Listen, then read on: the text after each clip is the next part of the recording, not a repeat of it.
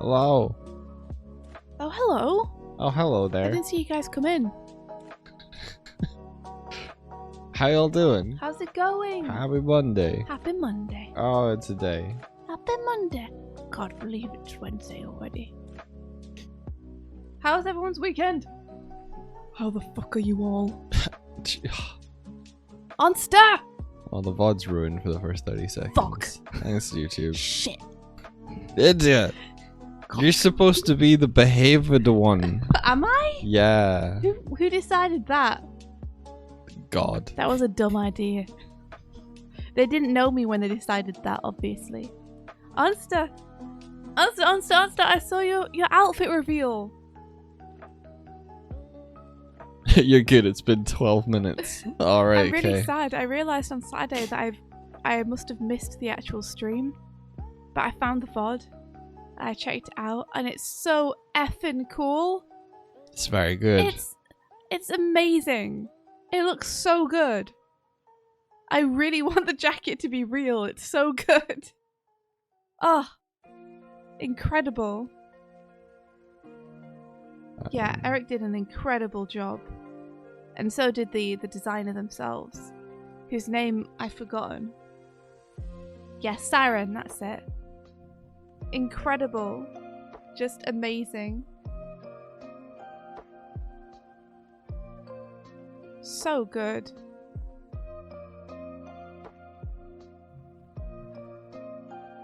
There we go. Hello. Sorry, India. I realized I didn't have this up. That's okay. Don't worry about it.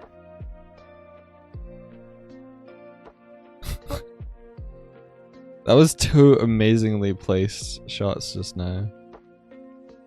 Wait, is my mouth? No, my mouth's not working. Got No. Chromel though.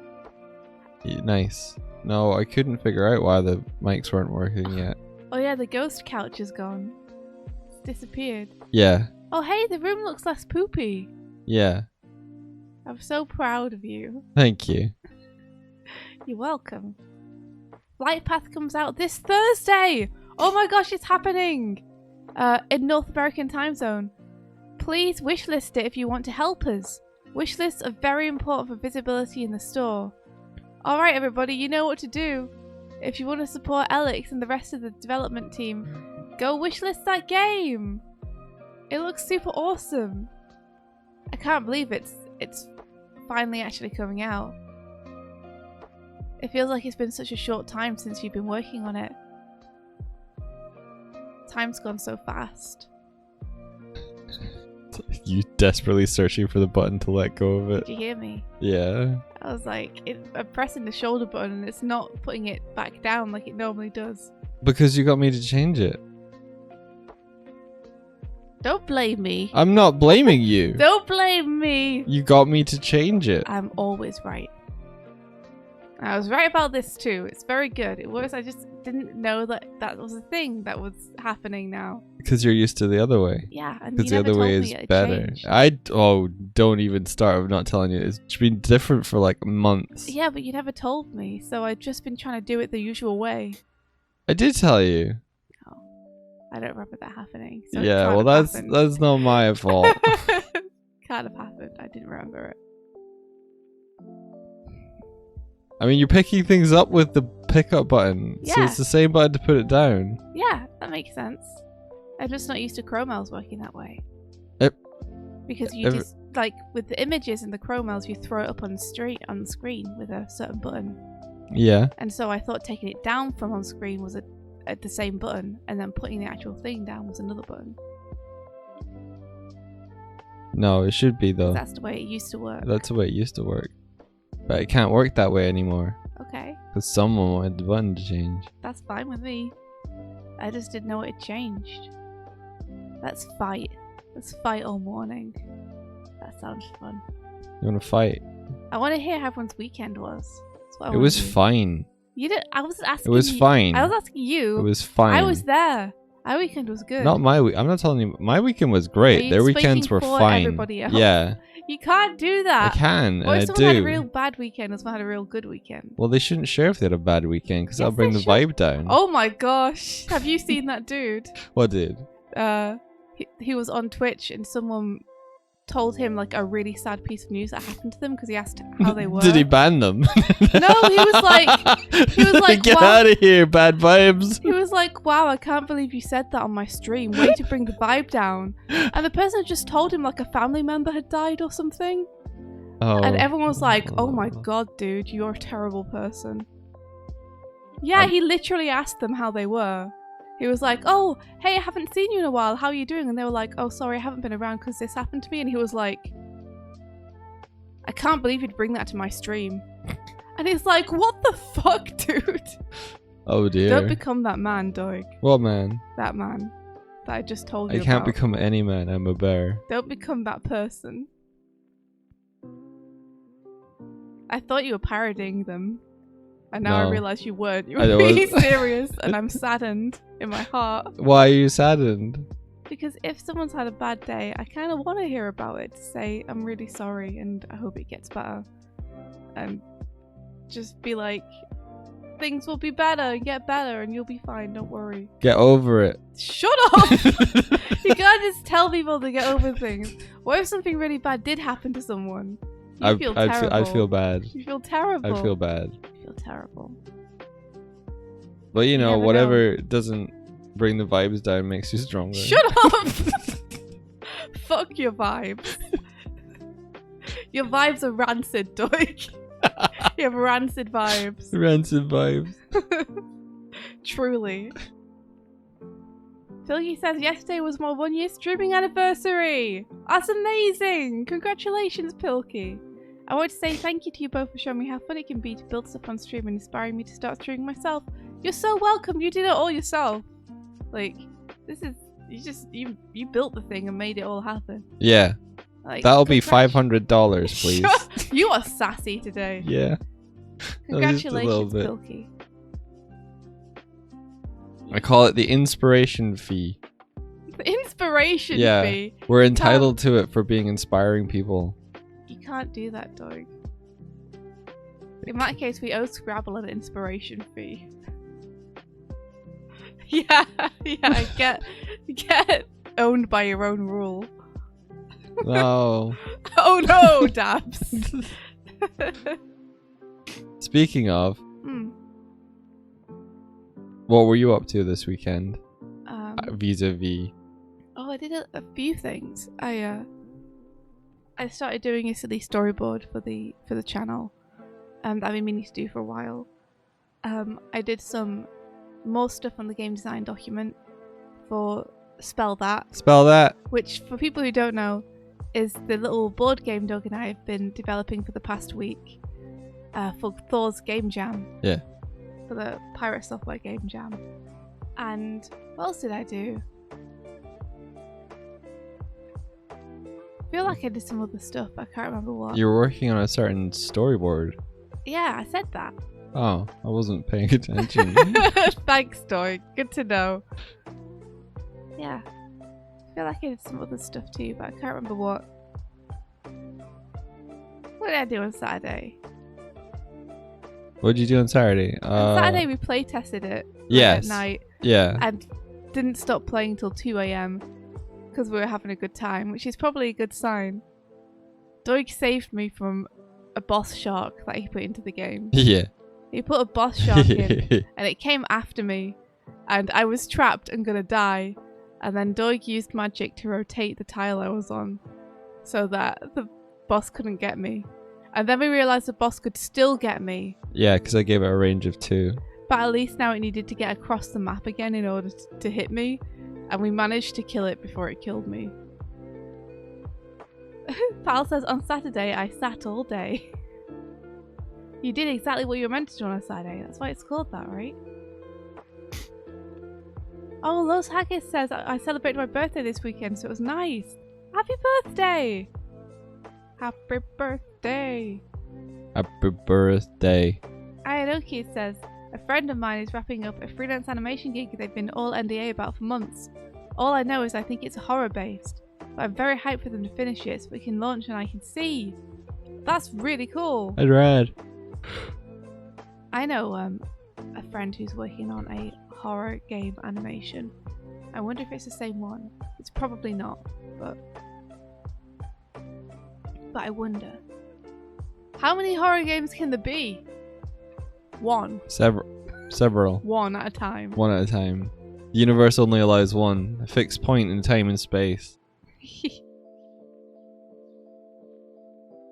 Yeah. Banana Mango Bango says, wouldn't it be cool if someone made a card game style D&D where combat is turned into a card game? That would be cool. I feel like D&D combat would actually kind of be more fun if it was more card game based. Right? Why? Why? Why? I don't know. There's just something nice about holding physical cards. And it means you don't have to remember 7,000 things, which is the downfall of D&D for me. It's just having to remember all the things I can do. I'm sure there is. I bet someone's made it. I betcha.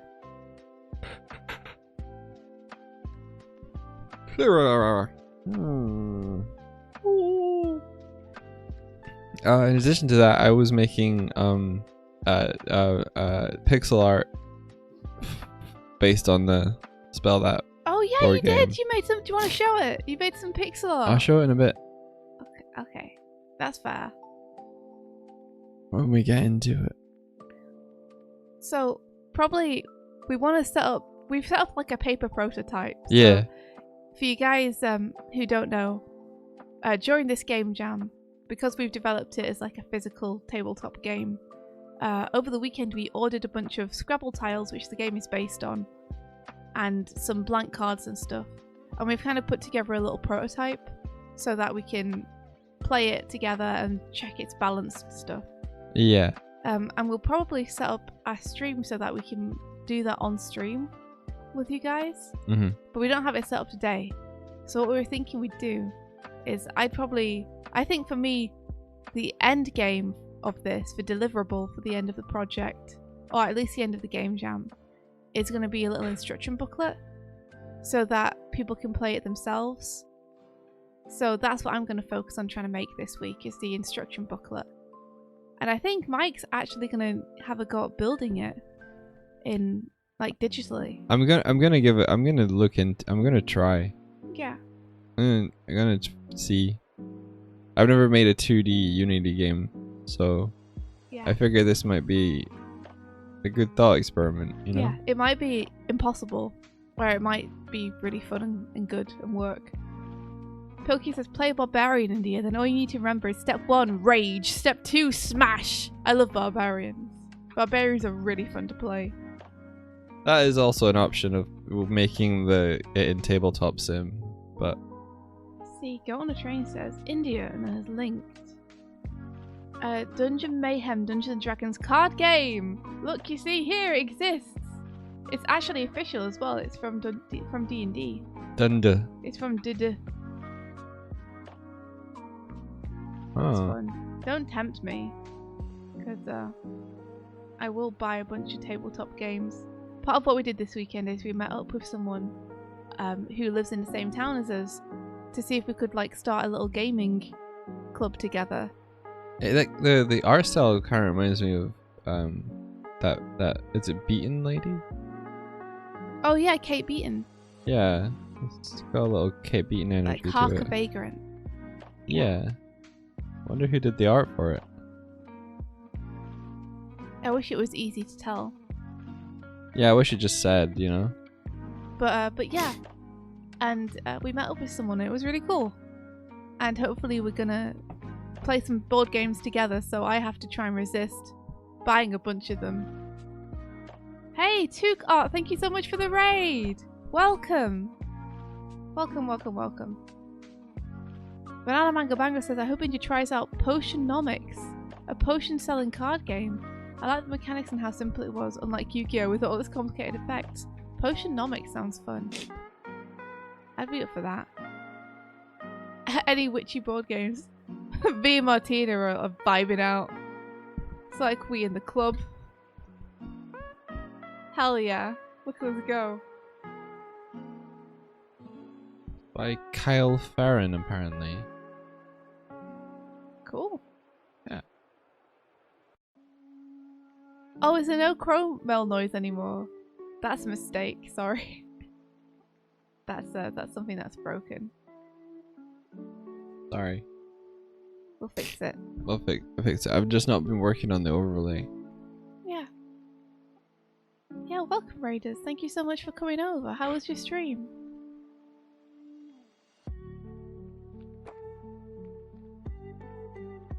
Bum, bum, bum. Alright, you want to share screens? Yeah, sure thing. Yeah, you ready? Oh, Pal says also the 3D character animation and character design in Potionnomics is very charming and well made. The 3D character animation, I thought it was a card game. Is it like a digital card game? Virtual card game, maybe. Yeah. Is that the one where they're all pretty and charming and appealing? I don't know. Pal does say that the design and stuff is real nice. Alex says, I won't be so presumptive to dictate your schedule, but if you're going to stream gaming this week, I might request trying Flight Path. I could probably get you a review key if cost is an issue. I don't know what the sale price is going to be. Yeah, we might do. I think this weekend we were thinking to either do the Colour Funk Arcade, because that's time limited. We only have like 2 weeks to complete that. Or we were going to see if we could finish Outer Wilds. But I would love to do Flight Path on stream. I want to support it. So, like, we would love to get a key, but also we'd probably happily support you guys. You know, so if it's better for you guys for us to buy it, then we'll buy it. Yeah. Yeah. We were going to do the Colour Funk challenge this weekend, and then we decided that we were too tired to do it. And so we did other stuff instead. I did some storyboarding. Yeah. Yeah, we got back from town yesterday and I wasn't really feeling streaming. Yeah, which is fair. You said you were all socialed out. I'm all socialed out. Which is fair enough. Yeah. Because I'm an introvert. At heart. Oh, the animation and style, says Banana Mango Bango, really reminds me of a specific genre on the internet that's not safe for children despite being pretty family friendly. Really? I'm trying to think of like an art animation genre that's not safe for children even though it's family friendly. I was too tired to game, so I did some work, yeah. It was nice relaxing work though. It was fun. Like, it was something I was doing just for me, so there's not like a time limit on it or anything. So I popped on some D&D in the background and I listened to some D&D while I played. While I drew.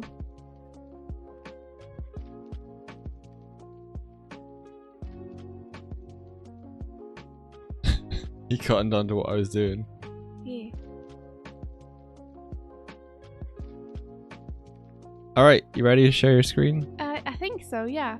Fingers crossed it shares my screen and not anything unforgivable. Oh, you want me to check in advance? I would love for you to check in advance.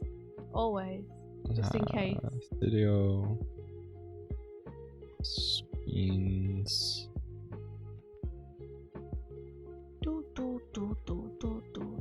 It appears to be showing Storyboard Pro. Cool, perfect. But you don't have region of interest on yet. Let me put that on. There we go. How's that now?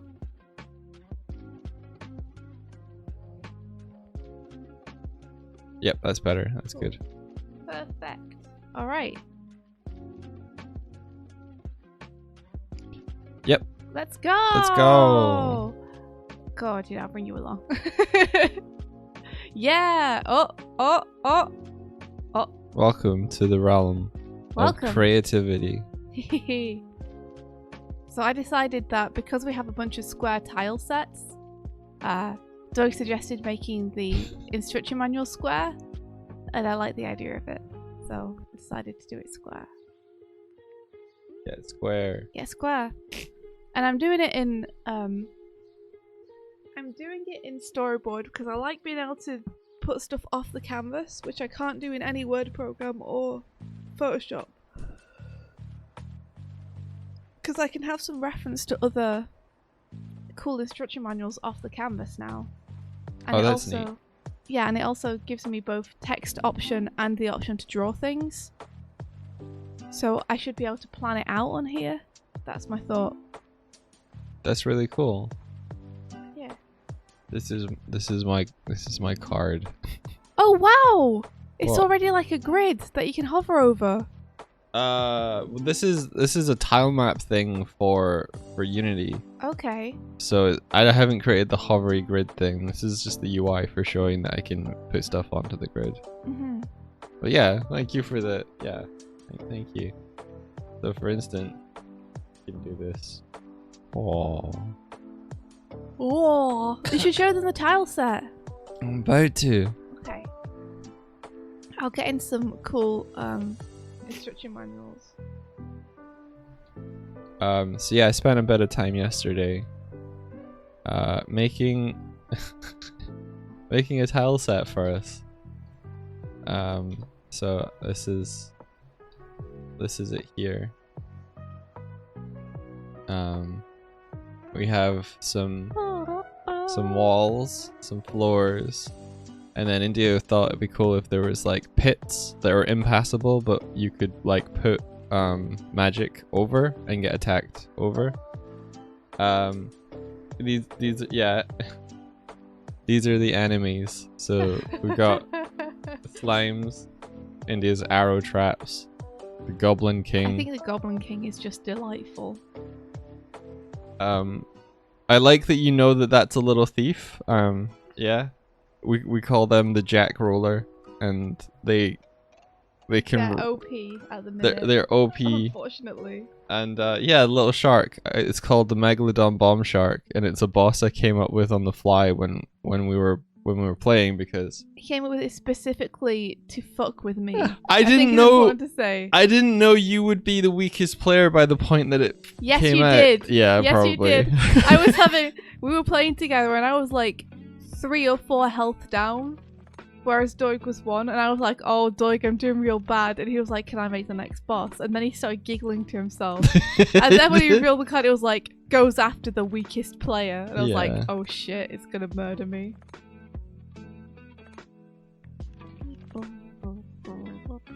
No. Megalobomb. Maybe it should be called Megalobomb Shark. Megalobomb is real good, actually. Yeah. Megalobomb Shark. Yeah. Oh. Who's a gooba gooba? Who's a gooby goober? Yeah. Weh.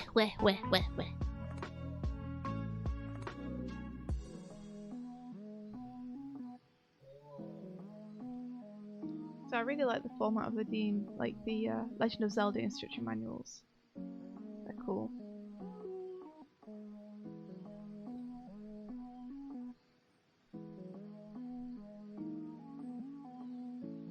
Indy plays the Goblin King. The Goblin King was the boss that I made up. I love the way that Doig has drawn him.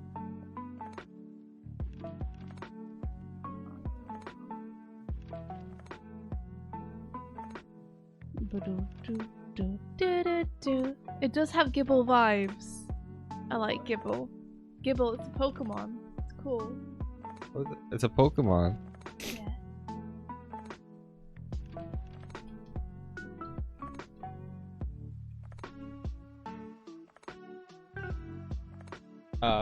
So yeah, and then these are your 4 potential wizards. A monster tile, an unopened and an open chest tile, and a 2x word score tile. I figured out yesterday that I need a couple more tiles for certain arrangements of walls. Because sorry, we make the noises our cats make back to them. Yeah. Imagine this cool illustration. He's just rubbing it up against my leg. Aww. Was there food from yesterday, or did you give them more food? There was food from yesterday. Okay. I feel like they haven't gotten breakfast unless we pour out new stuff. Yeah, they might. So yeah, like I think there's a case. I can't remember what it is anymore.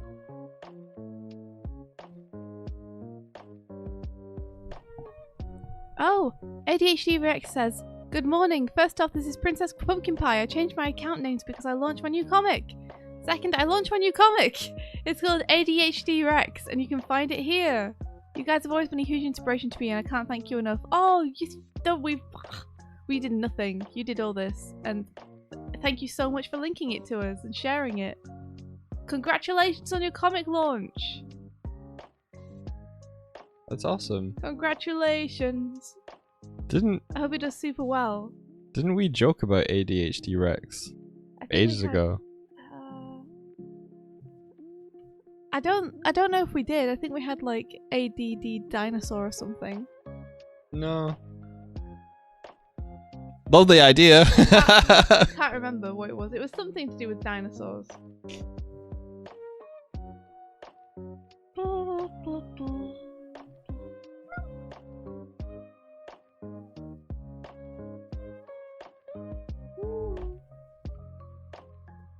I do not want to claim more inspiration fees.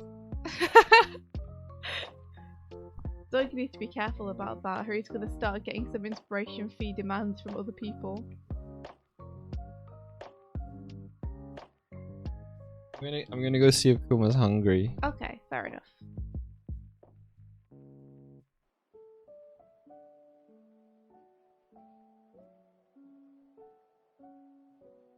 So we could have a contents page.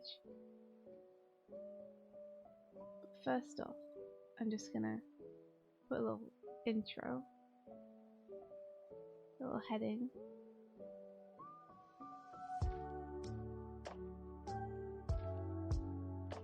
So yeah, basically the result of our playtest was that there's definitely some balancing issues with some stuff. There is a certain problem that we've come across that I'd be interested to see if you guys have any ideas about.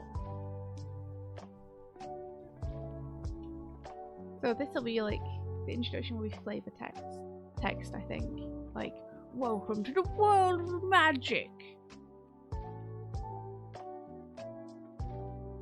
Or something.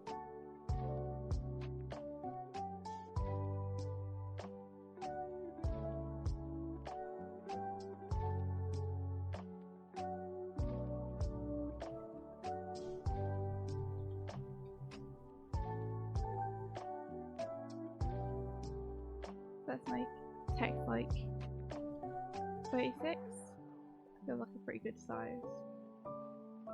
Maybe too small, but we'll see as we go.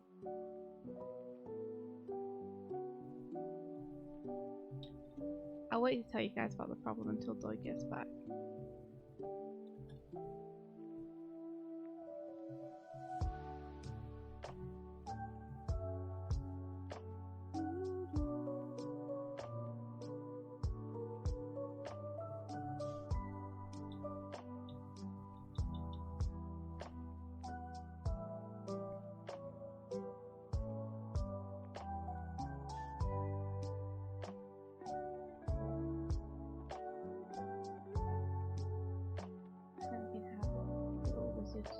Fighting slimes and stuff down here.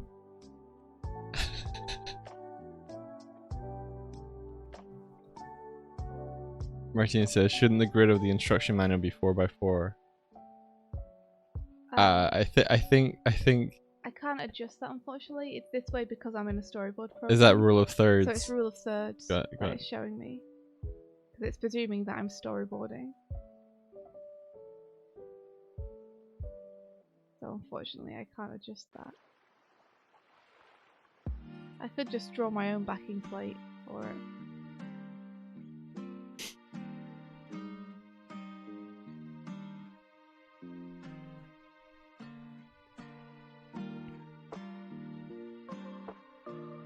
see.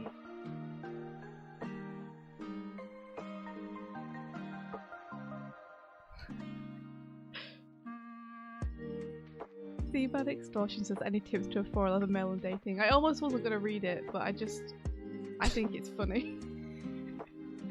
Just be a cool person. My advice is don't worry about it. Yeah, be a cool person.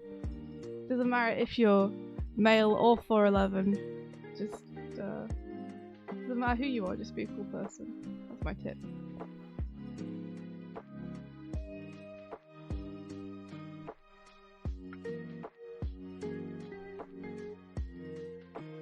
We don't normally want to give dating advice, but that would be it if I were to give some.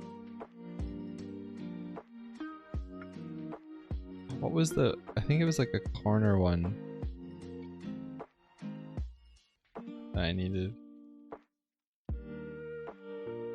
See, if you wanted to have a table of contents, I would have it here.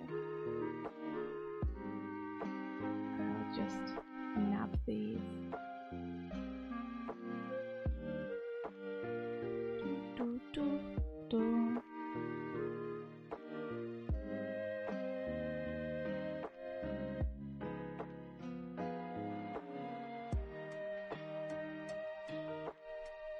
Oh, so yeah, the problem we came across when we're playtesting it, aside just some balancing stuff with the enemies that we have to fix, is we had the thought the other day that we have changed the enemy movement. When we first started making the game, we had both players go and then the monsters have a turn.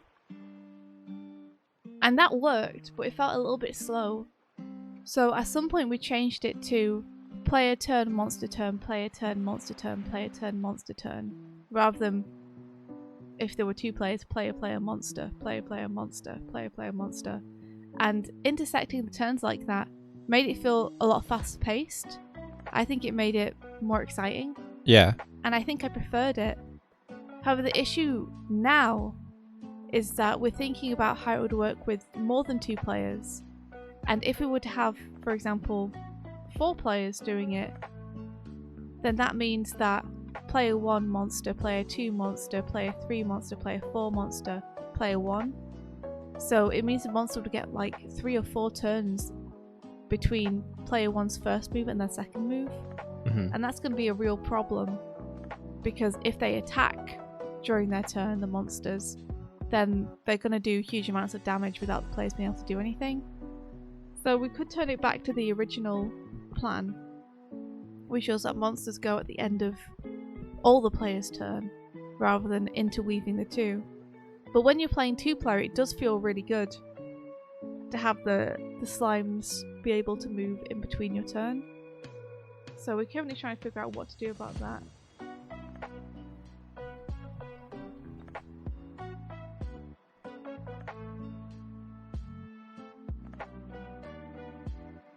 Like, the solution for now, just because the game jam is only on for another week, might be just to design it like it's a 2-player game, and then solve that problem after the game jam's over.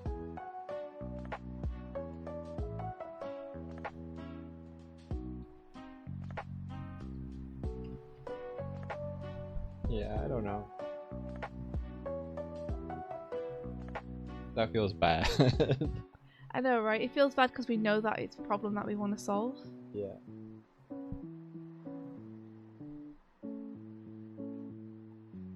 But on the other hand, it allows us to push forward with the design and make the manual and stuff.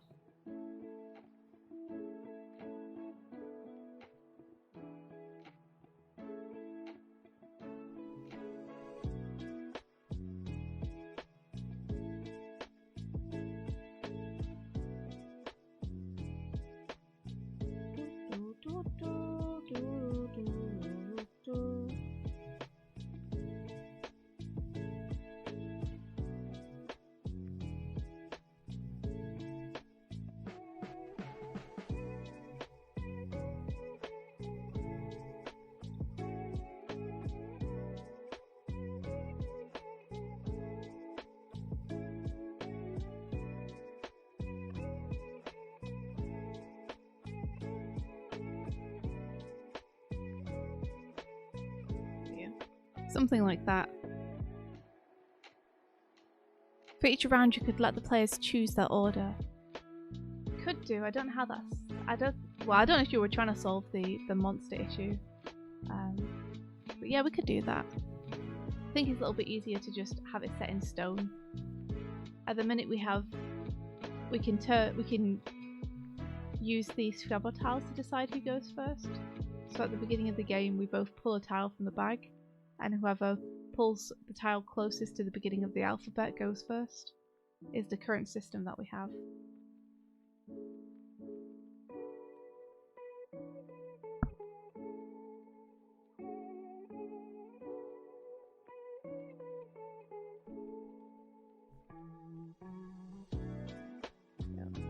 Content introduction.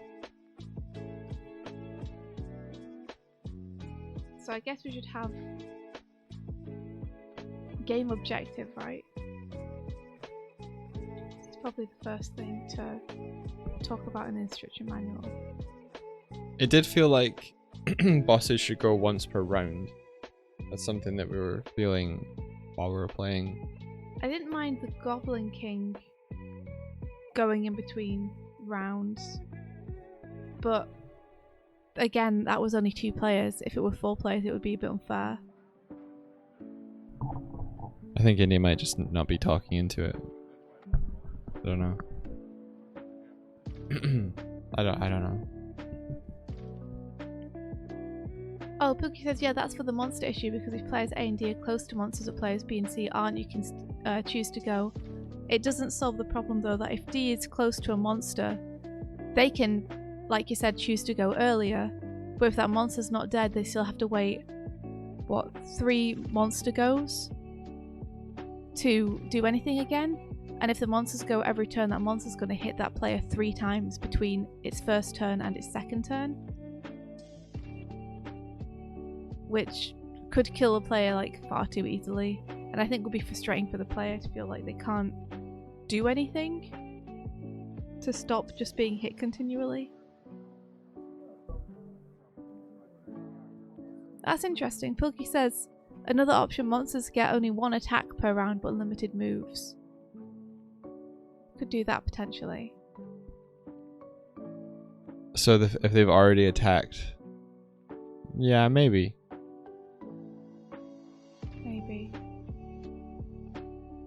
Maybe it's a little hard to remember. Maybe not.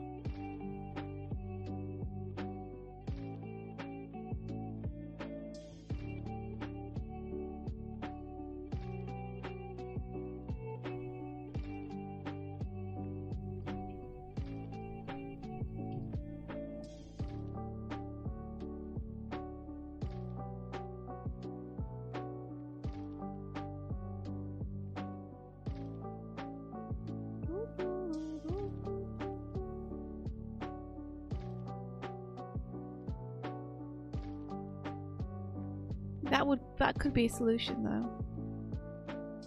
Yeah, Pilkey says the only way to know is to come up with a load of options and playtest multiple times, see what works. Yeah, absolutely. We might have to do some 4-player playtests while we just control 2 wizards each. Oh, jeez. Yeah, maybe. Yeah. Hecky97, thank you so much for the subscription. Hecky says 9 whole months already. Thank you all for the morning entertainment. You're welcome, Hecky. Thank you so much for being here. Thanks a million. I hope you're doing well. Inferno says you could try something similar to how combat works in D&D 5e.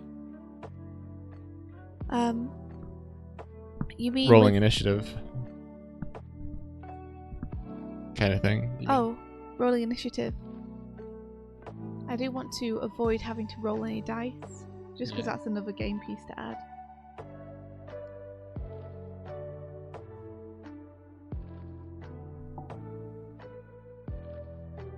I can write the game objective. That's something I can write right now. Oops. The aim of the game is to win. Is to get as many points as possible. Yeah, you could draw ladder tiles for initiative, potentially. I think that'll get a bit cumbersome though, with every single enemy. And it'll be a lot to remember.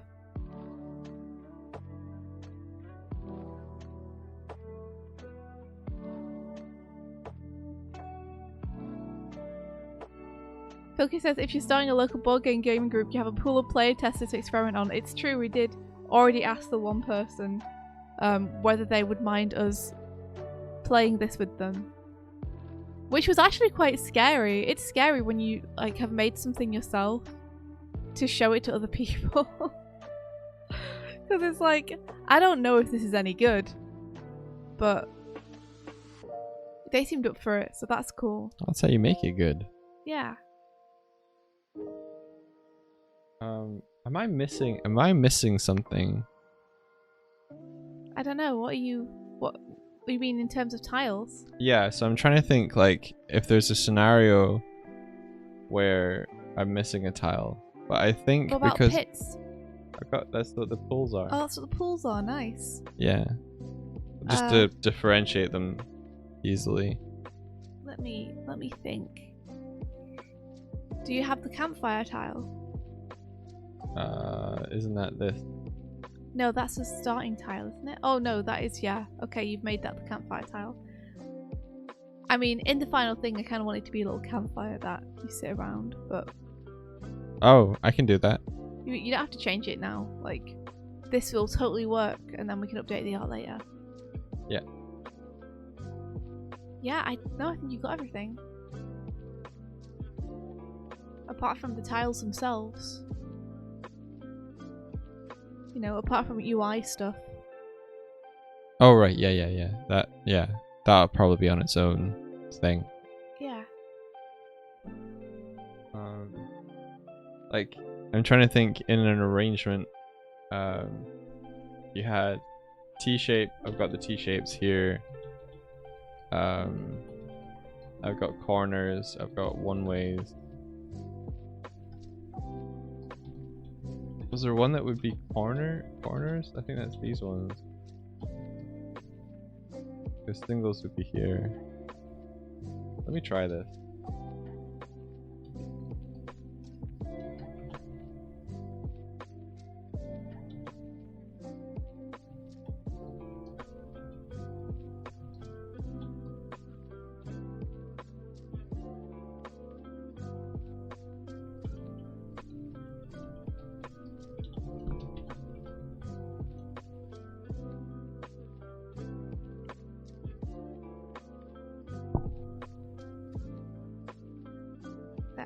A little, and then at some point we'll need a actual card which tells you what the scores are.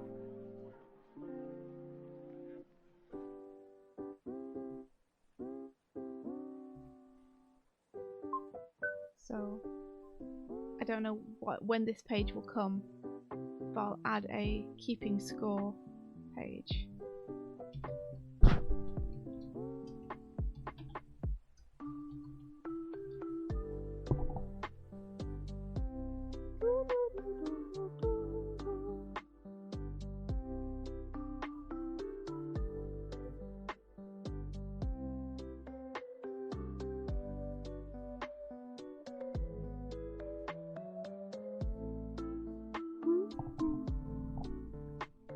See, bop bop bop. Heiki says I read the name Alana today and thought that's a nice name. Alana's pretty. Hey Ula, how's it going?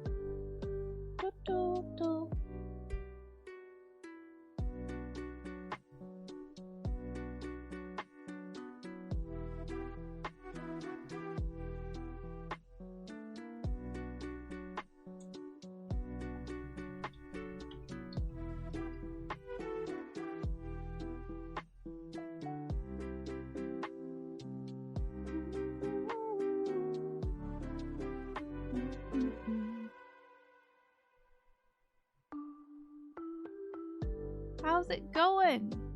How are you doing?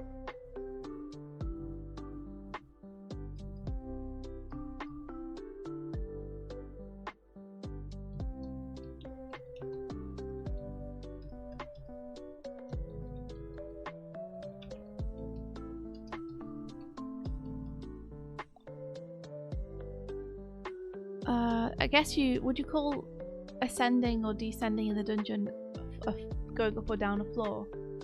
Or would you call it something different? I'm just doing a page on keeping score, and we've got spell scores, boss scores, treasure scores. And I didn't want to put floor scores, but... Okay, say that again. Spell scores, boss scores, treasure scores. What would you call exploring the dungeon more like? Going up and down floors? Did you just not want to call it floor scores because it rhymes? Yeah. Okay. Like level scores? Progress scores or something? Oh, it says, going good. I had a chat with some cool people this morning, heading off to climbing not too long before starting the working day. Awesome! You Floor climb bonus? before you start work. That's amazing.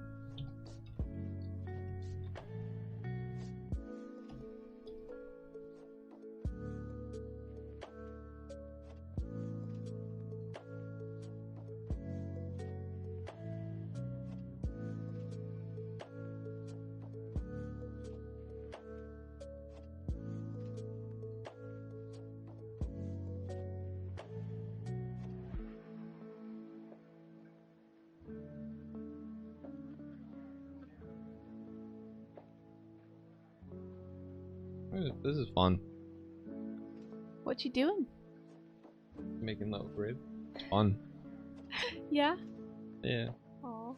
So I try to make the pixel art so that any rotation kind of see it. I wonder if I can rotate.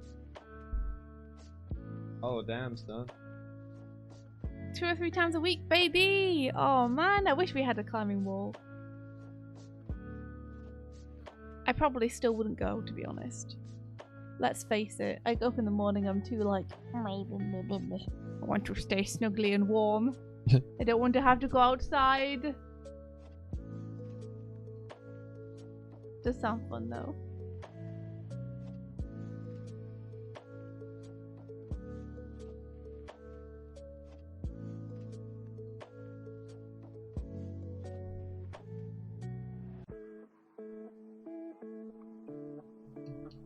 Oops.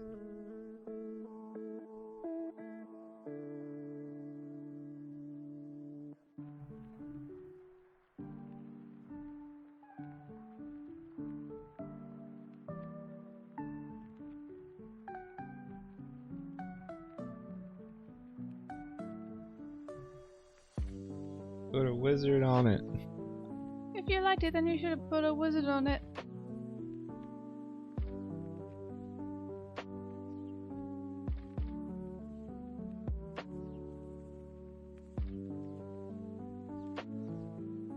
I don't think I actually should put wizards as part of the tile map because I don't think they're meant to move, but I'm not sure. I wouldn't know. I wouldn't know either.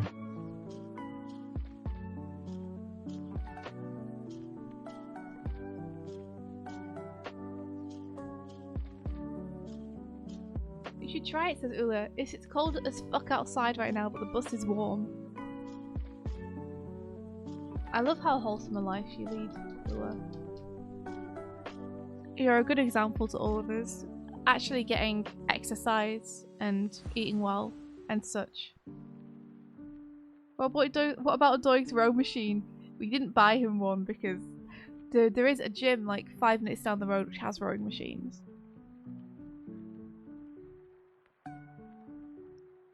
I think Doig's become a bit more motivated because he went to see his family last week and his brothers are both like built. Like properly built. And Doig was like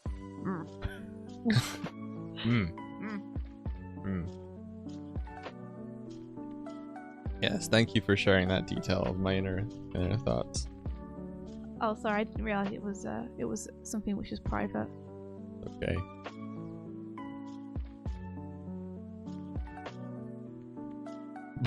Cornicha says brothers, you say?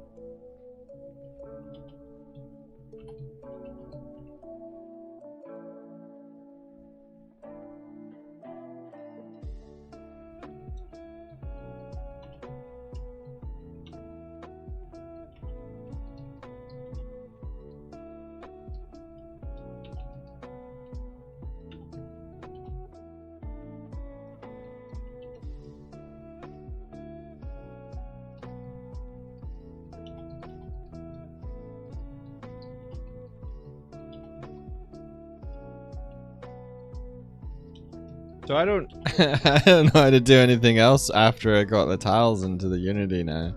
You did it. You made the game. Yeah, so I The don't know end. I don't know if like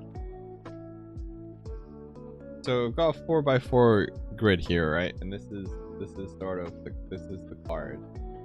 And like if I duplicate this,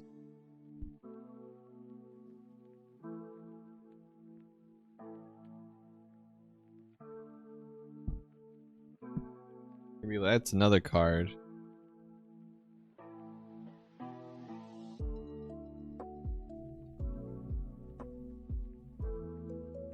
But I don't know where to go from here. Okay, let's see what you got.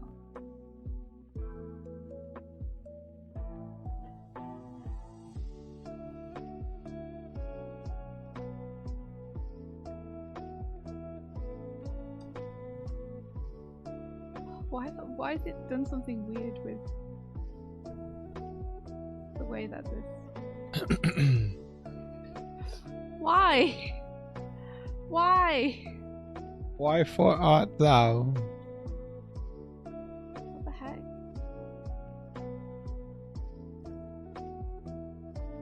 Why is it suddenly double spaced this one line?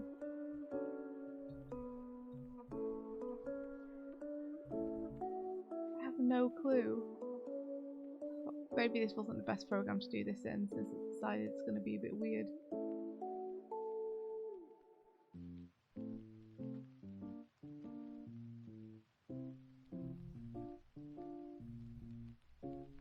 Oh, now it's okay. Okay, I'll just take advantage of it. Well, this seems all right.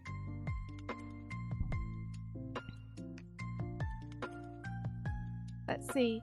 Face Danielle says, Doig and Swift, this game will not be affected by the recent D&D IGL stuff happening right now. No, because it's not D&D. It's the only similarity it's got to D&D is that there's magic and wizards in it, which D&D don't have any ownership over. ADHD Rex says, would you guys ever consider publishing this game, or is this just for the game jam and done? If we enjoy it, we'll probably keep developing it, I think. Now that we've got kind of a start on it, we definitely consider publishing it. I don't know the first thing about publishing board games though, so I'd be a little intimidated by it, especially because the way that we've planned it out, there's a bunch of stuff you'd need. Like, we'd need to get cards printed, map tiles printed, and little like tokens for the player and for the enemies printed. Yeah, I would love to be able to release it, but I don't know how soon that will be. You know, a lot of logistics. We're just having fun making a fun game at the moment.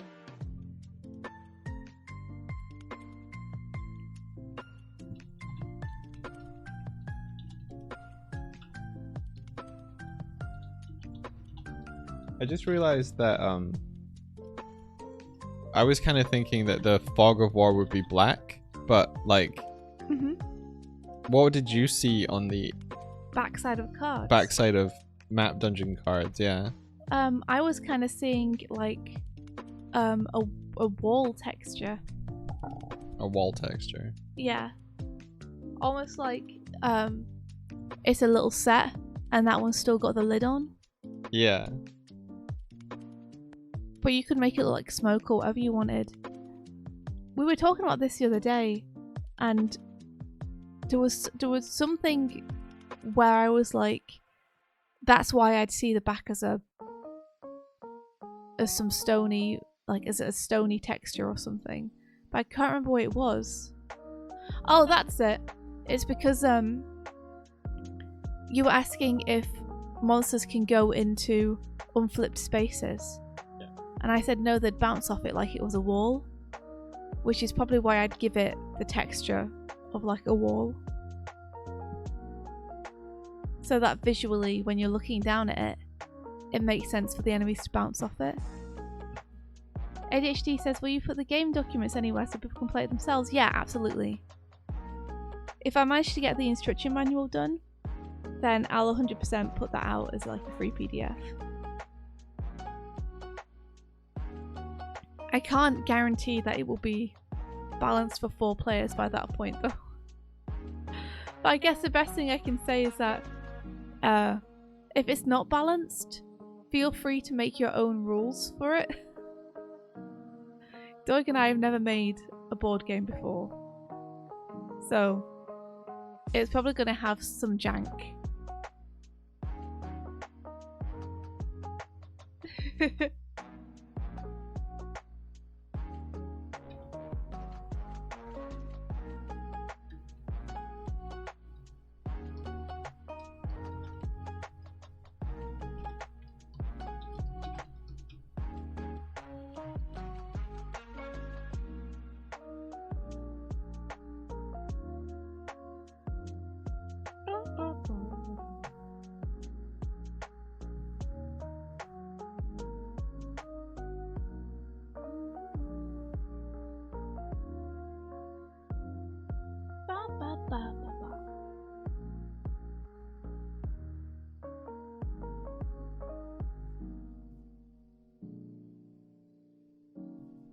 Sometimes when opening a treasure chest,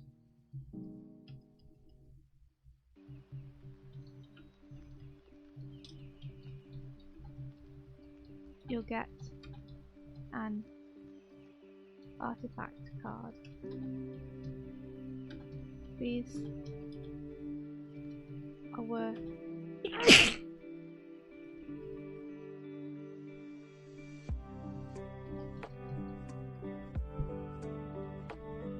a number of points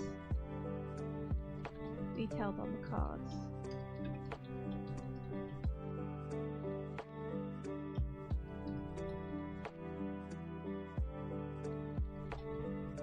I managed to get a set of tiles on our playtest over the weekend that was very, like, you remember we were talking about how curse words would give you advantages or like, you know, some monsters are weak to curse words and stuff. My entire tile set spelt something that was really funny, but Doig got a real bad swear yeah, in his tile set, which was actually great because one of the monsters was weak to curses. So yes.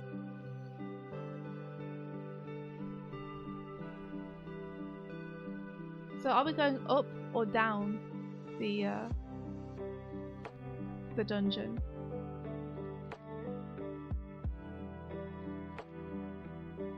Are we going? Whoa! Up or down? What happened? Why did? Oh, I don't know. What happened? I guess I think someone OBS right now. Okay. Oh, Ben says it doesn't have to be balanced, but it does have to be fun. Follow the fun. Thanks, Ben.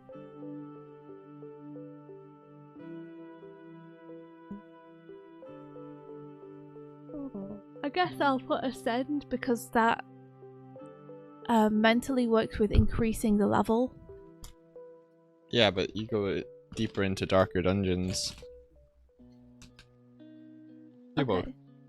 Can I have the Jaffa cake? Are they good? No. They're not good. They're not that good. I've eaten a lot. I've eaten. No, you have it then.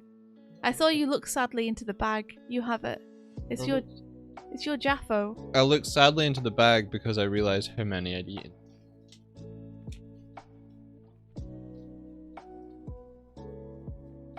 Oh, it's barely a Jaffo. It's like... Yeah, they have been thrown around a lot.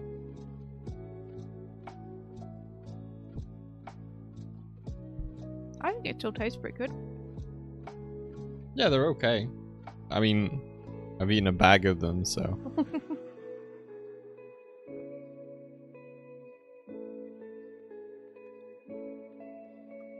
Oh yeah.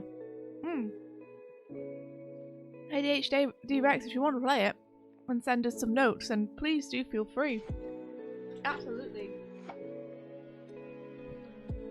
Absolutely. The hardest part, I think, about playtesting it yourself would just be the fact that you're going to have to get yourself a bunch of like blank cards and tiles and stuff.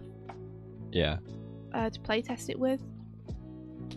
Which I think is why we're thinking digitizing it might be a good call. Because then we can test things out and other people can test things out without it needing to, without them needing to buy a bunch of stuff. Because obviously unless we decide to print it ourselves physically, we're not going to be able to offer people like a bundle to buy which has all the stuff they need. But it says since when did Jaffas come in bags? These are Jaffas from the corner shop where they come in a big bag and half of them are smashed up and they're just like the offcuts, like the ones which didn't make it. They didn't pass quality control. I think they're just they're off brand. It looks like they've been thrown into the bag. When you descend a level in the dungeon using the campfire tile, plus 20 to all players' scores. Yeah, I think Fog of War could potentially have like the game logo on it like this. Like a little spell that. Oh yeah, that makes sense. Yeah, Bert says I have something like that with digestive biscuits. Yeah. You can get them every now and then where the people sell like bags of just collections of biscuits that have been smashed up and can't be sold otherwise. Is it tickling your Vert, is it tickling your kind of like marketing brain? Oh, you do like Spell That as a good name, because I was between a couple. There were some really good suggestions from chat, like magic words, except I think that magic words is probably taken by other games. And then there was also whiz words, which I thought was really good. Spell That is a joke name I came up with for for a spell casting shop that Doig liked enough to be like, should you call it that? You should call the game that. Yeah, because you got Stab in the Dark for the rogue type shop. And then there was Spell That, and then there was there was another one, I think. I can't remember what it was, but yeah, Stab in the Dark was rogue supplies, Spell That was wizard supplies. I think the pointy end was for if we were going to do 3 Kenkyu like siblings, each of who run a shop for different adventurers. And yeah, the pointy end was going to be for the warrior supplies.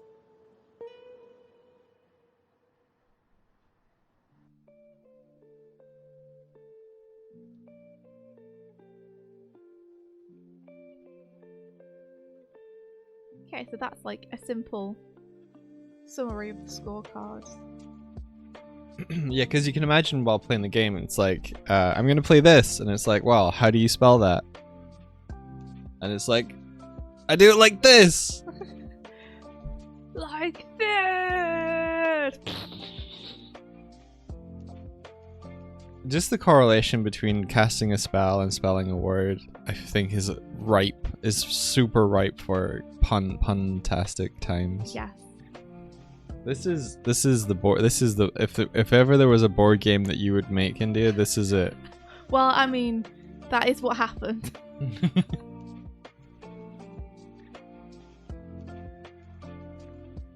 Tip jar is a good name for a potion shop. Ooh, that is good. Ooh. Yes, I like that. I just like puns. I'm predictable like that.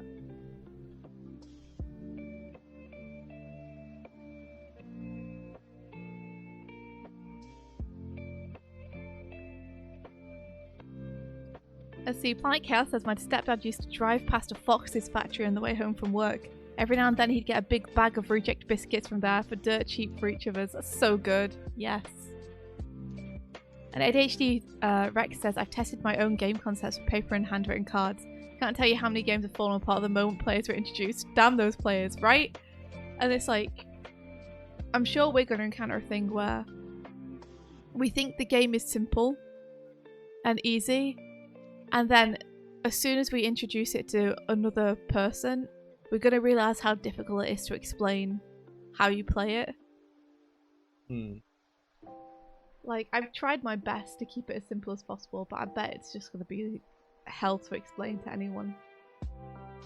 That's partially why I'm making an instruction manual. Is I'm like, if I can make an instruction manual, then hopefully I'll be able to explain competently how to play.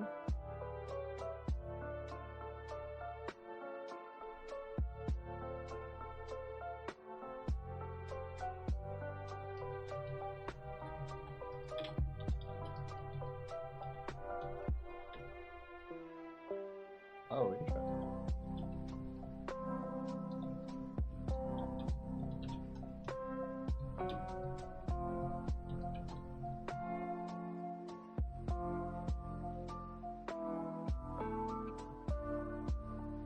Very interesting.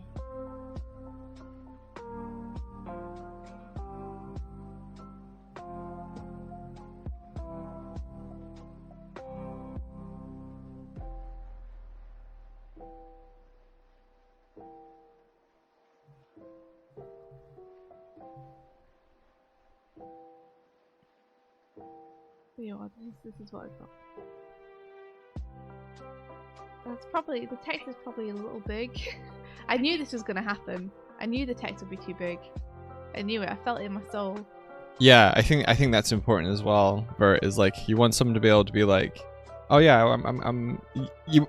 The scenario I have in my head is someone walking into Waterstones and being like, hey, do you have that board game? What is it? Oh, it's called Spell That. And it's just like, yeah, it has to be memorable enough. And person behind the counter goes, how do you spell that?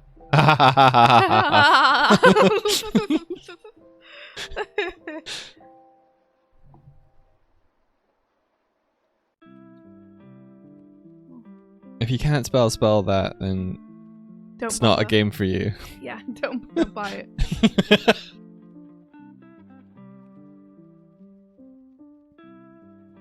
I'd say it'd be a good game for like kids to learn how to spell things.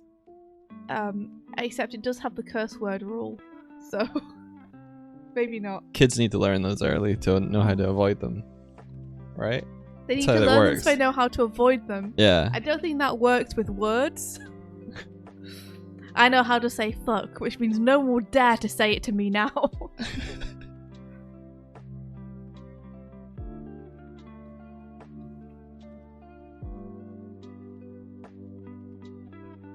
Okay. Right, so I'm at the point where I can make cards and card tiles. Unity, what do I do next? Okay, I think we need a page on casting spells. And we also need a page on what like a general game layout looks like.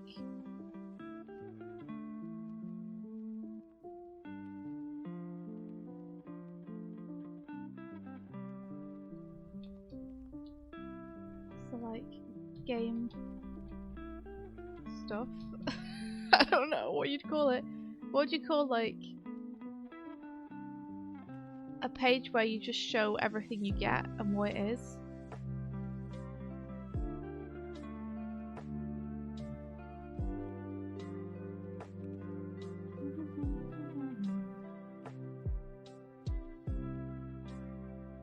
Contents page. I've got a contents page. I mean more like, this is a score sheet, these are spell cards, these are your game tiles, this is the map. People giving you actual contents and glossary. It's really fun. Oh, I can show you. Like this. So this is like a little game layout I made yesterday. I know it's rubbish. I'm aware it's rubbish, guys. I'm aware that I'm meant to be an artist and this is terrible. But it works for illustration purposes to show people, like, in a 2-player game, this is kind of what you're going to have. You see, I'd say box contents, but then there's not really a box, is there?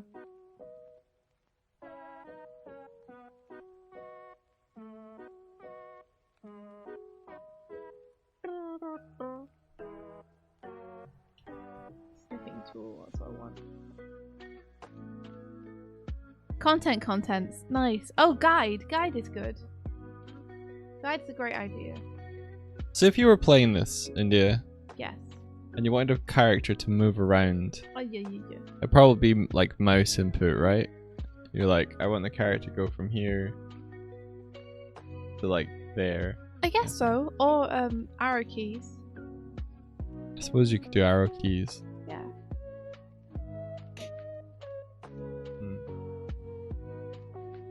Never made a board game. Acting like you never made a game before.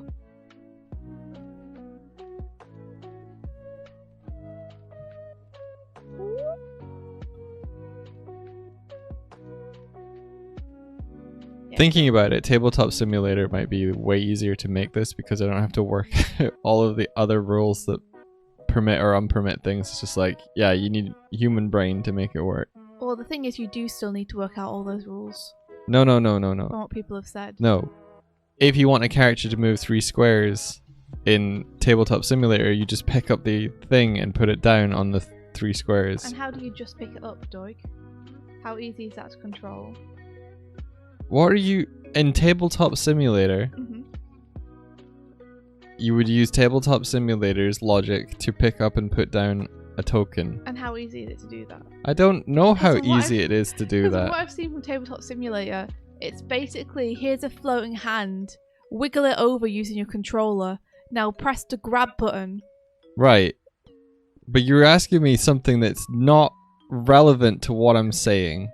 I think it's relevant. It's not relevant. Yeah, essentially, I'm telling you that the difference between it is that on Tabletop Simulator, it works because of, like, you're just picking up an object and putting it down. The game itself doesn't care where you put it up, where you pick it up from, or where you put it down. But if I'm making it in Unity, I have to write the rule set between where it's allowed to be picked up from, where it's allowed to be put down. The reason that I think it's relevant is because you're essentially asking, would it be better to do this in Tabletop RPG Maker or Tabletop Simulator? And I'm saying, I don't think it will be better to do it in that game because there's a bunch of other stuff you need to worry about in that game that you don't need to worry about in this. I guess so. It swings and roundabouts. Like, you know, you're going to get a lot of stuff for free in Unity once you've told it what the rules are that you're not going to get in Tabletop Simulator.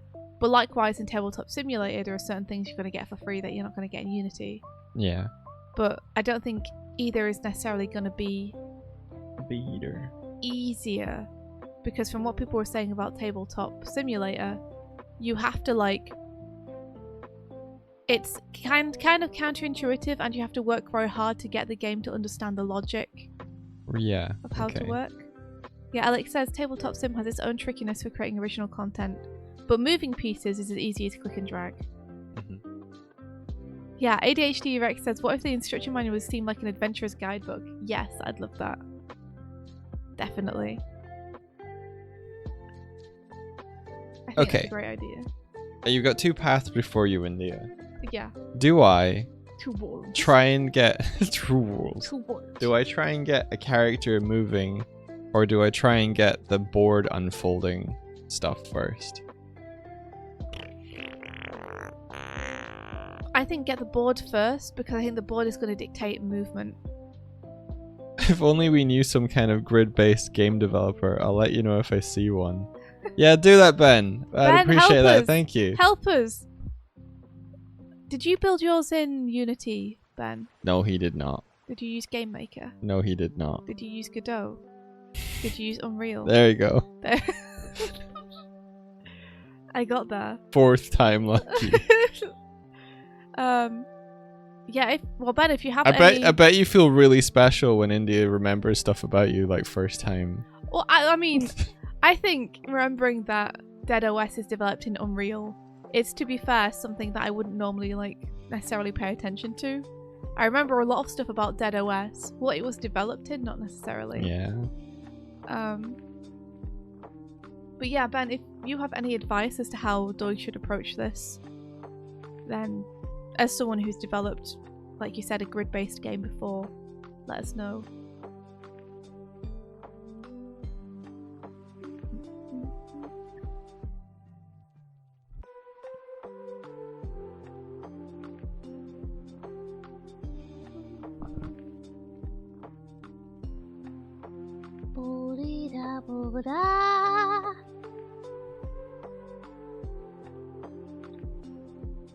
Okay. Here is a typical game setup for 2 players.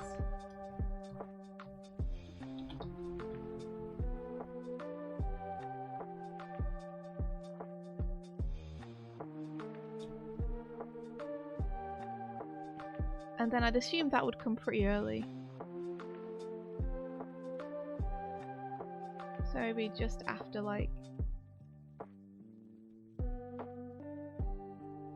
the objective. Like, we've got contents, we've got front cover, contents, introduction, the objective, the adventuring guide. Keeping score. I'm not quite sure about the game objectives being there, but that's okay. It's documentation time. Lesson 1, stay in bed till 11 watching Doig Swift. I mean, done.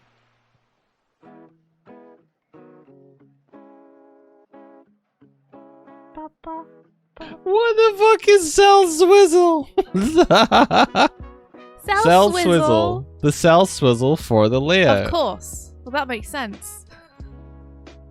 Did you find this page useful? Please give it a rating. What's a Cell Swizzle? Thanks for describing it more. That really helped. The swizzle. What is it? Who knows? Fuck me. Is it the rotation?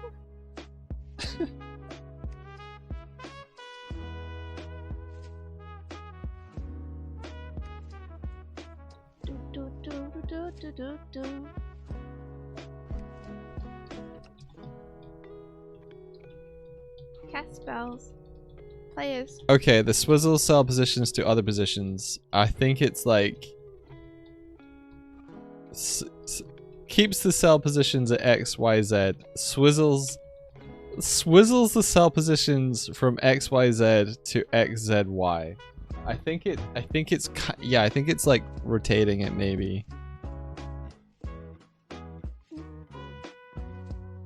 Swizzling allows you to create a new vector based on rearranging or combining the channels from an existing vector. Oh, we're being raided. Hello. Oh, hello there. Hello, raiders. Welcome. Thank you so much. We much appreciate it. How are you doing? The bear jar. Never seen a bear in a jar before. Bear in a jar. Bear in a jar. Bear in a jar. Bear in a jar.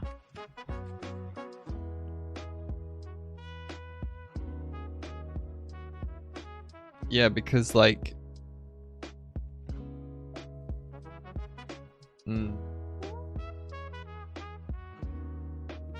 if we want to be able to rotate cards potentially. Oh, we're down there. Oh.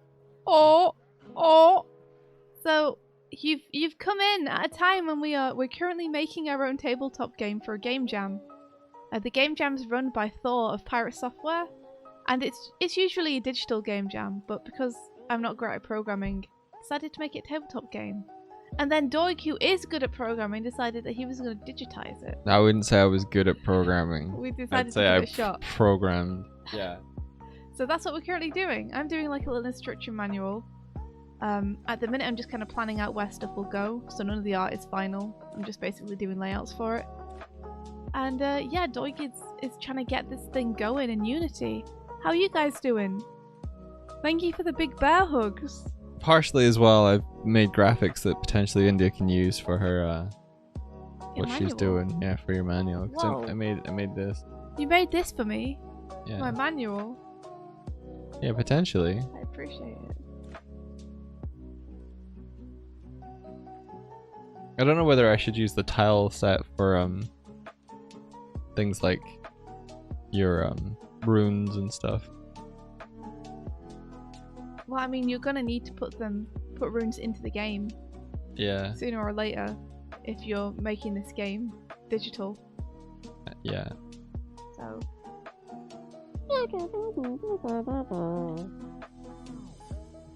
Night, old bear jar. Night. Sleep well. Yeah. Thank you very much for the raid. We really appreciate it. For anyone who's new in chat, welcome. Normally we're animators and artists. We worked on a bunch of cool animated stuff. But for today, we are novice game makers.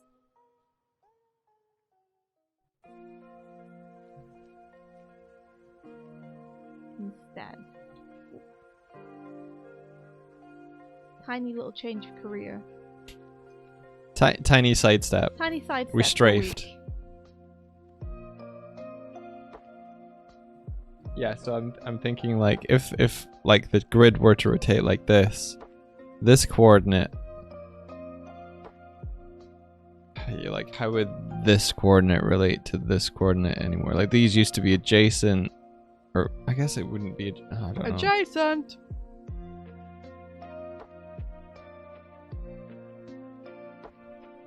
Yeah, I'm trying to think behind it. Doig, behind the brain. Behind the brain, yeah.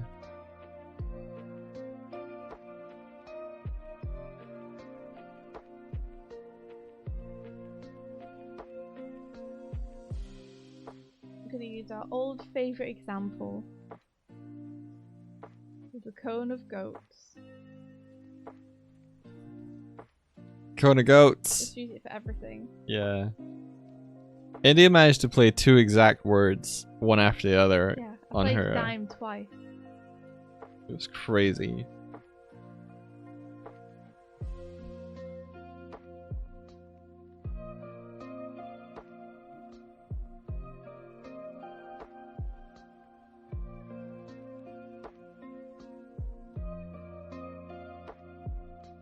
Okay. We should tell them more about the playtest that we did, because it was pretty fun. We got up 2 floors. So we did a thing, for those of you who saw us playtest it last week, we added a few things in. So we added different loot, we added a few more spells, and we added a little enemy variety in there. Mm-hmm. And we also implemented being able to go down a floor in the dungeon. So essentially there's a staircase slash campfire tile hidden in your stack. Yeah. And as soon as it comes up, you can travel down a floor using it and recover 1 health point back. So that was fun, because one of the floors, we didn't get it till the very last tile. And the other floor, we got it like halfway through, and basically decided to nip out of the floor halfway through the floor. Yeah, I think we just had arrow traps everywhere. Yeah, we just had arrow traps everywhere and no loot. And I was down on health and we were like, let's just get the health boost and go down a floor. However, every time you go down a floor, we now have boss monsters that we shuffle into the deck. So the first floor doesn't have any, and then the second floor you shuffle 1 in, third floor you shuffle 2 in. So that was really cool, because the boss monsters have a mechanic where whenever you shuffle them in, they could then appear at any time, because you just shuffle them into the monster stack. Which means that you could draw them towards the beginning of your game, you could draw them towards the end of your game. But whenever you draw them, they then appear in the dungeon on your starting space. So you can imagine if you start off and have just begun the game and have only got a few spaces away from the start, and then the boss monster immediately comes in, you're going to be kind of screwed. Yeah.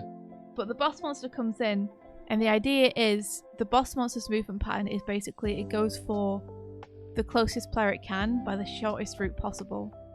So it's essentially chasing you through the dungeon. And there's also, it adds a fun mechanic where if you pull a monster card and then see the boss card on the top of the deck, there's sudden panic amongst the players as you try to strategize and figure out how you can beat the boss or get ready for the boss before it drops. If you have full health, will you get bonus health? No, unfortunately. You only have a maximum of 7 tiles. You have a maximum of 7 tiles in your hand, but you can also draw additional tiles from the bag of holding for longer words. So when you open treasure chests, you draw a treasure card, and some of the treasure cards have pick a random rune from the bag. And then that random Scrabble tile / rune that you pick goes into your box of holding, which is like just a pool of stuff that anyone in the game can use at any time. So you might have some Scrabble tiles in your box of holding that you can use to complete words. And you also, every time you beat a monster, you get a Scrabble tile into your box of holding. Which is why the little thief, the Jack Roller, is so OP. It's because we have them steal from you every turn, but because monsters go in between your turns, Roller. Because monsters go in between your turns, they're essentially getting to steal from you twice before you get to do anything about it.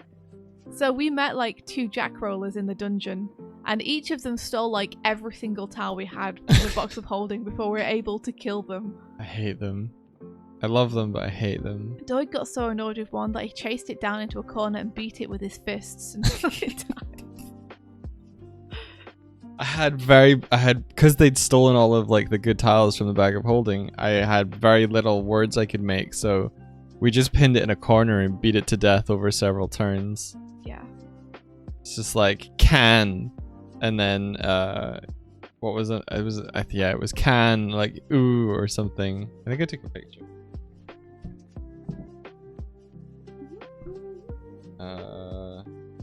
So yeah, it was a really fun time. I had a blast playing it. Oh, this was something else. We did call it before we died. Yeah, we haven't managed to TPK yet. Yeah, we haven't managed to TPK yet. Which I don't know if that's a problem with the game design. Because we had been playing for like 2 hours. Yeah. I was down to 2 health. You were close. You were thinking about adding a rule that if one player dies, then that's a game over. Yeah, to incentivize keeping people alive. Yeah, I think that's the play. Rather than having TPK being the end game, it should just be if someone dies, you're out. Because that really incentivizes people to keep their teammates alive.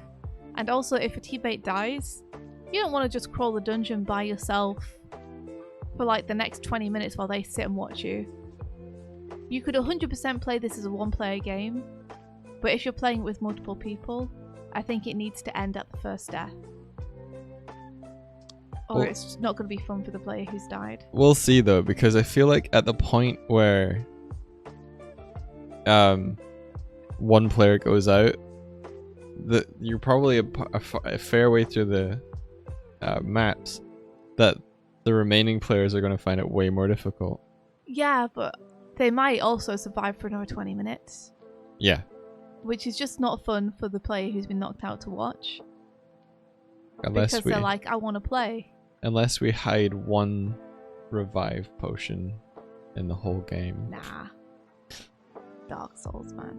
What if you can spell out resurrect? There's no necromancy in this world. What's gone is gone. What's gone is gone. Oh.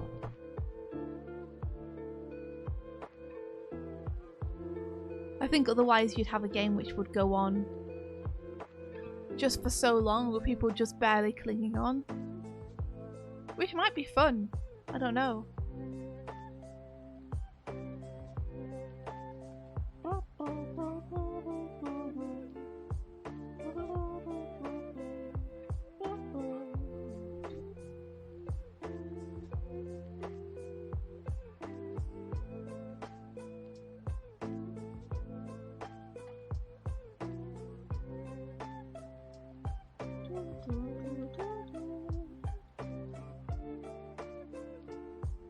So I think Cone of Goats is like 6.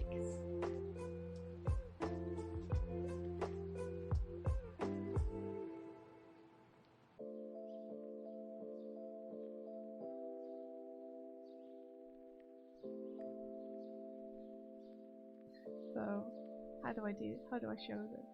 How do you want to do this? How do I want to show this? I guess like this.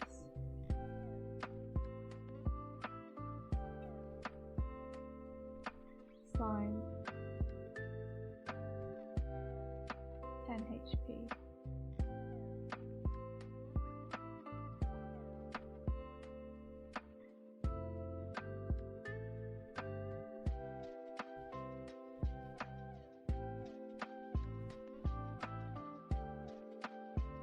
So Doig came up with the genius idea of using the Scrabble tiles that you've cast as damage markers on the monster cards. Because I was like, how the heck do we track damage? Like, do we just have to remember what HP everything's at? Mm-hmm. Yeah, so you just keep it on the card until they're dead.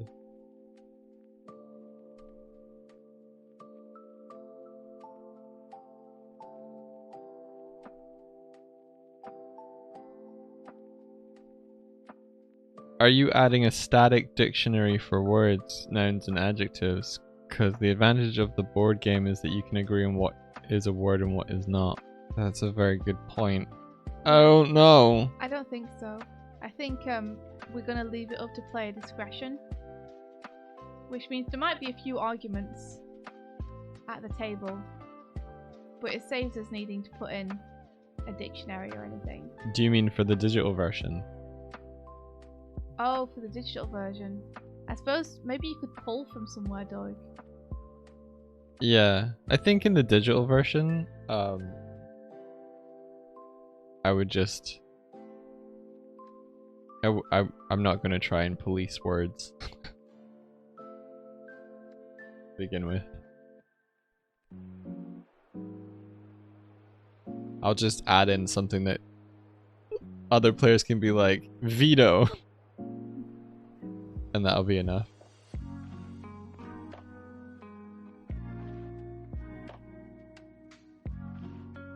Sorry, I thought they meant just in the physical version. But that makes sense.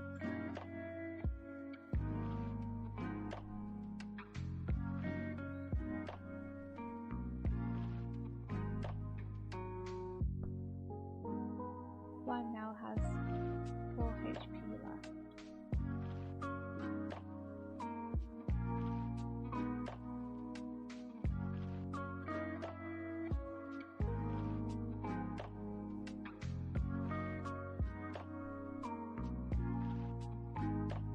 And then we'll do a little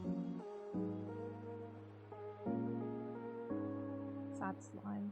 So here's the thing, I also have the option of being able to be like, it's one grid and like cards come down and it's all played on one grid. I don't know what would be better. Does anyone have experience with Unity, or whether it should just be like adding tiles programmatically? Because it would be something like this when you start, and then it Yeah. would be like, Oh, that's cool. what? But also, yeah, you don't need to worry about the transitions yet. No, I know. Dimas says Christian game session of VTubing fucks and shits. A good Christian session where you cuss by saying like, darn, and oh, beans.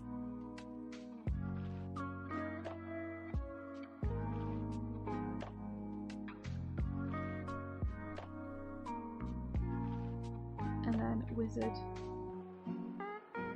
I'll say player because I've been saying player so far.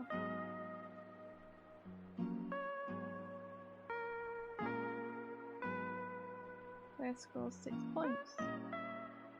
If you're using tile maps, you can download a rule tiles add-on that lets them auto tile nicely.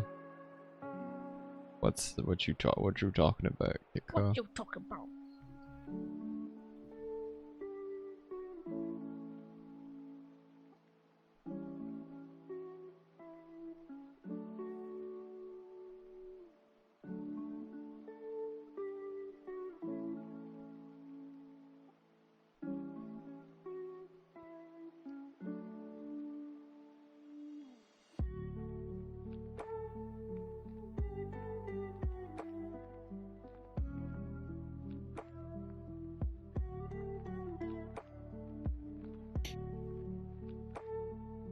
So I need a slide as well for spell cards, so I can talk about the fact that they've got ranges on them and stuff.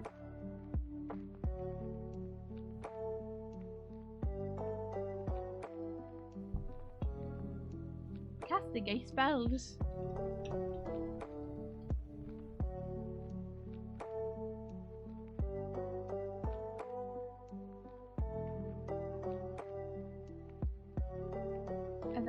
And then spell cards might have to be a multiple page one, because I've also got a list of the types of spell cards that we have in the game.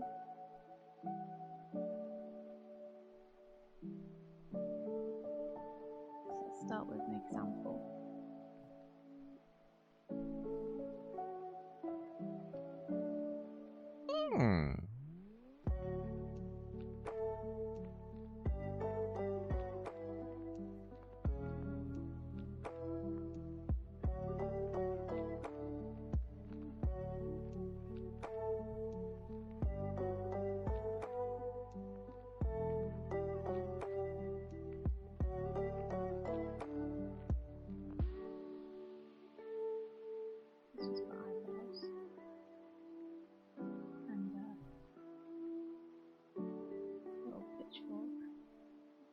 Oh, I think this is a different thing, but this is also hella useful.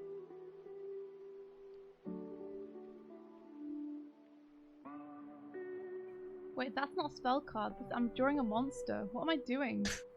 Well, I'll just set this aside. I can use it later.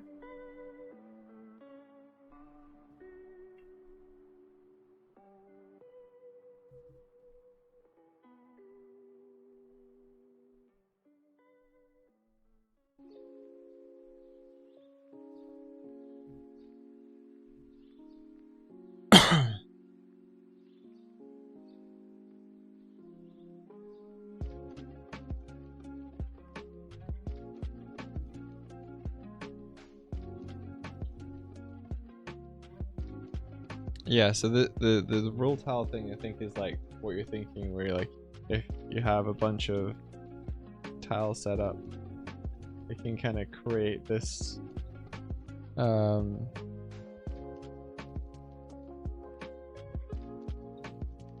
like I think basically you just do one thing and it like knows where the boundaries are meant to be.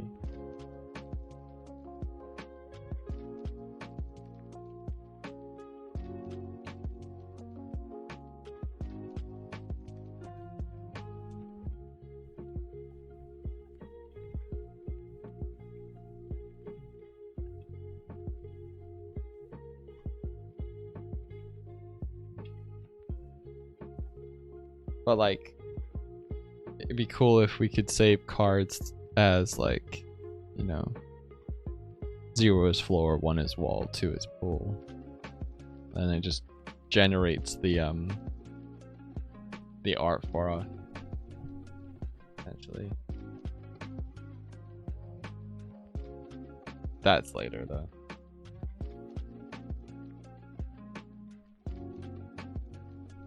Yeah, timeout. Timeouts can have layers as well.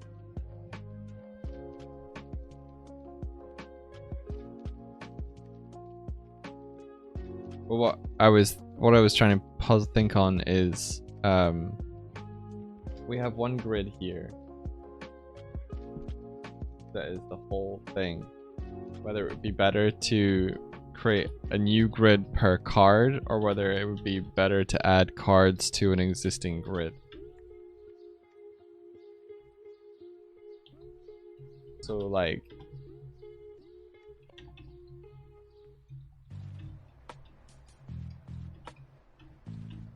just add them to the grid in your opinion. Yeah.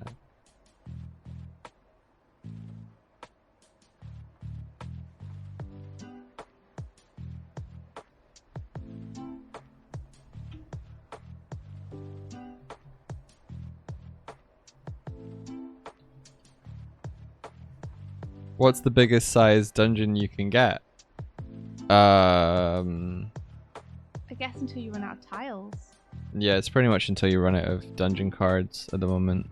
I think we have like 13 or 14 tiles in our playtest. Something like that. And that's in a pretty good size so far. I guess you could have as many tiles in there as you want. I guess the only downside is if you have like 70 tiles, there's always like a low percentage chance that your way out of the dungeon and down a floor is going to be the very last tile. And you therefore have to get through 70 to get out of the dungeon. Or get to a boss. So far, it's felt like a pretty good size what we have. Yeah. But I think if we were ever gonna actually package this up, or digitize it, we would either add in physical extra tiles that people can draw on themselves and make their own tiles with and add in if they want, or we'd add the option in the digitized version to expand the number of tiles that are generated for each floor.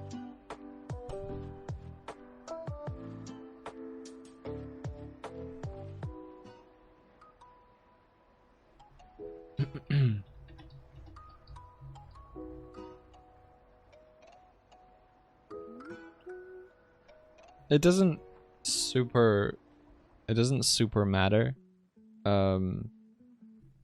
because like you don't have to necessarily backtrack. If you pull the get out of the thing early, I feel like play kind of tends to be like, okay, let's grab a few things around here and then go down a dungeon. Yeah, like why would we expose ourselves to more danger? I guess because if you go up a floor or down a floor, you're gonna have more chance to run into the boss. Yeah. So it's more dangerous, naturally. But you do also get a life back, which is super good. Yeah. So the way that Doig and I did it was just like, quick, grab any chest you can and let's go. Yeah. So it's like it gives you recovery, but it also increases the danger. So it's risk and reward going up and down, or going up a floor. Yeah. I also like the idea that a boss could spawn in, and you could be like, "Quick, get to the staircase," and just run to the warp point to the next floor, and then that boss would get shuffled back into the deck. Yeah. And it can chase you through the floors. So you could try and avoid it that way. Which is also really thematic because it turns up where you start when you pull it later. So if you have run away from it, it's found the warp point. Yeah, it's the same. It's come after you. It's the same one. You could have a monster that when revealed causes another tile to be revealed called the Summoner. What would that do, Ben?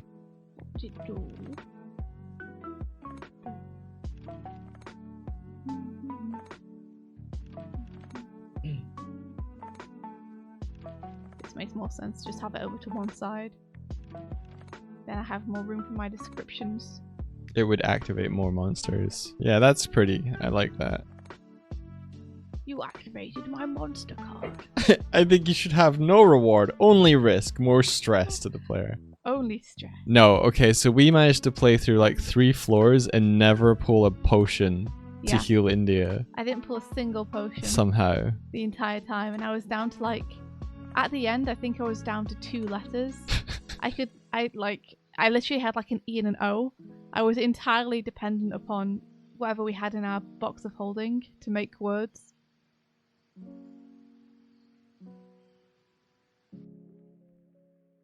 So close to death.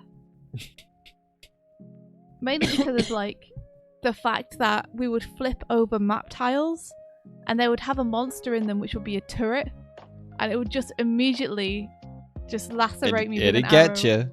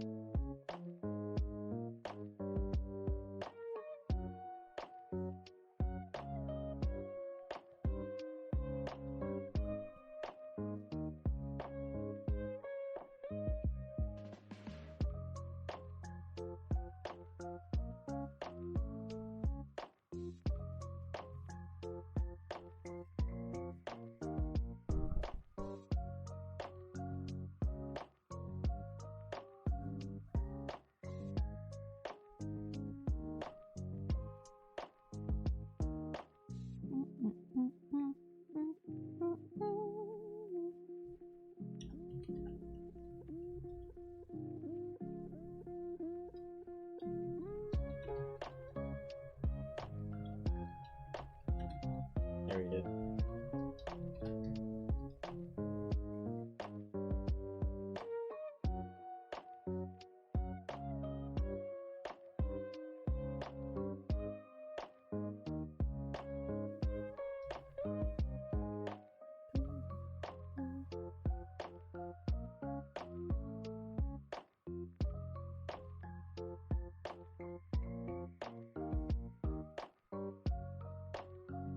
Look at your little dungeon. It's so cute. You wonder if you could use a box of holding to heal yourself, like you put a tile in your bar and that's your HP regained. I think that'd be too easy, Ben. Because you get an extra tile from every single enemy that you defeat and from chests sometimes. So, if the end game for it is dying, then we don't want heals to be too plentiful, because otherwise the game will just drag on with no one ever really feeling in danger. It's just because of the frequency at which you get tiles for your box of holding, which is like very regularly.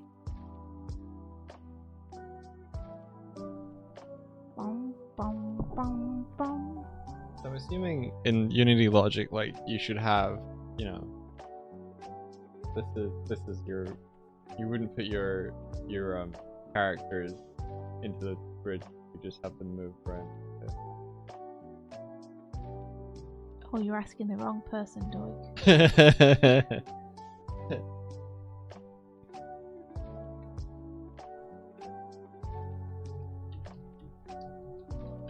Oh, he's scrungling. There he goes. There he goes.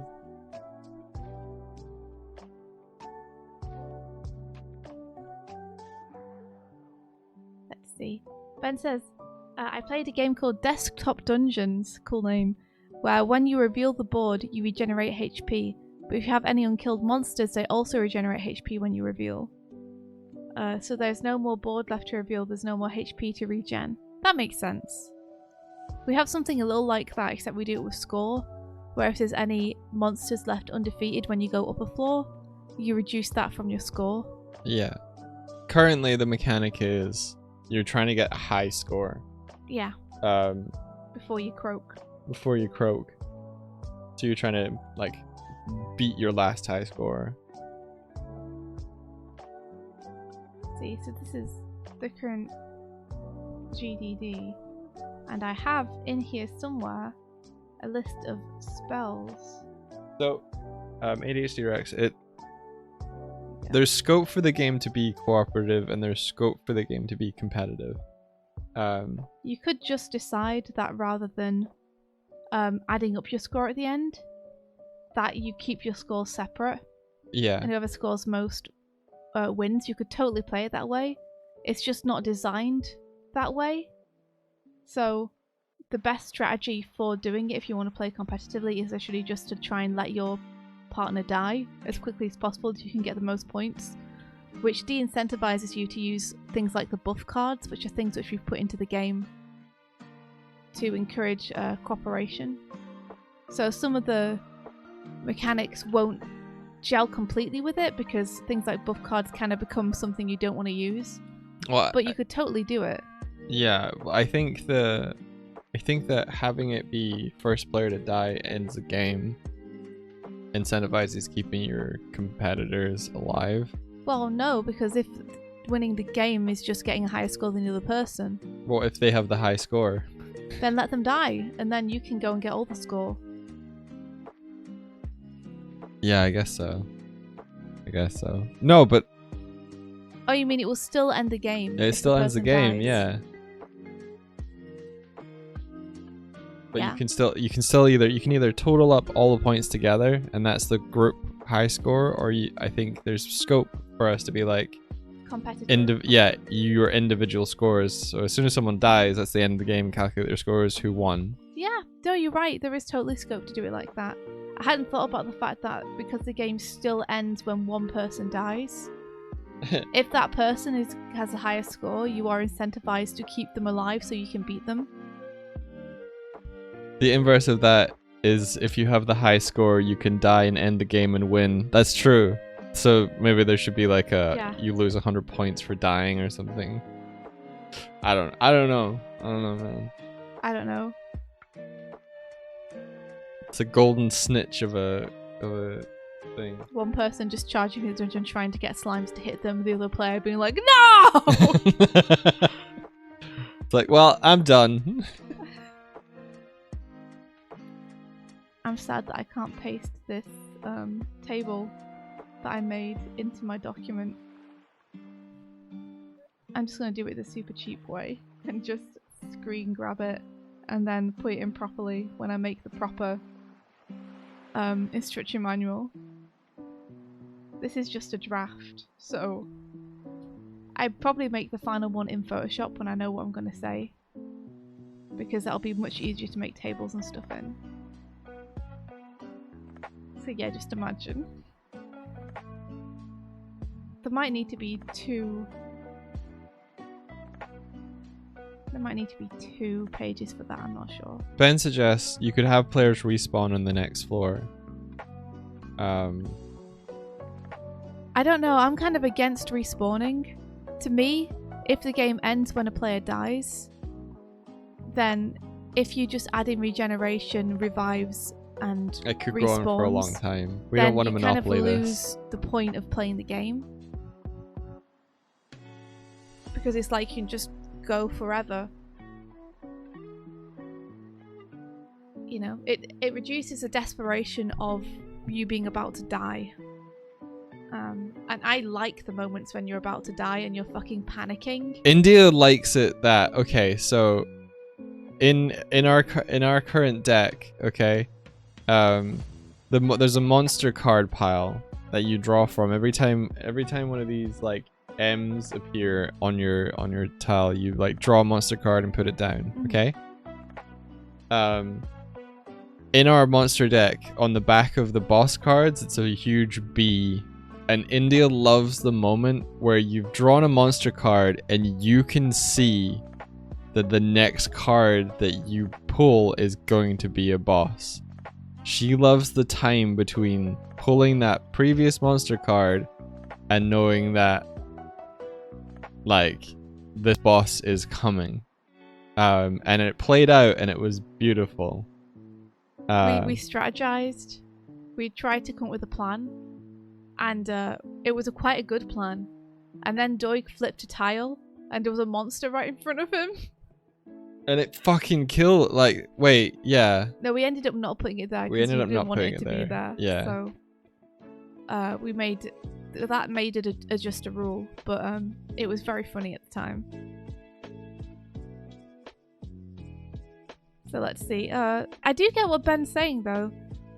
Ben's saying you could play as respawn on the next floor, as in, if you both die on one floor, then it's game over. Mm-hmm. If one of you dies on one floor, if the other player gets to a staircase, then they can bring you back. Yeah, I can imagine they're playing at a very sassy kind of like, would you get to the floor? Like, no, I'm going to score all these points. Yeah. Period of time. I just think there needs to be, if you were going to do that, there'd need to be some kind of punishment. Because if the player just comes back with a full tile set for the next floor, then you kind of lose the wearing you down as you go through the floors feeling of it. Where it's like, oh fuck, thank god, a campfire. Let's get to it so I can recover 1 health tile. Mm-hmm. It's like if you regen in the next dungeon, if you've died, and you just get like your 7 tiles back and you're good. Maybe you only get 3 tiles back. Yeah, maybe. Like on a regen, you're still weakened. Or maybe you do... I don't know, man. Yeah, Ben says they could pay tiles to bring their friend back, so a surviving friend has like 5 tiles and gives 2 to bring their friend back. Now they got 3 and 2. You could do that. I don't know though, like, part of me feels like the dramatic moment of your friend dying has already happened at that point. Mm-hmm. Like, I don't know if it feels fun to pay to bring them back, because then you're doing bad and they're doing bad.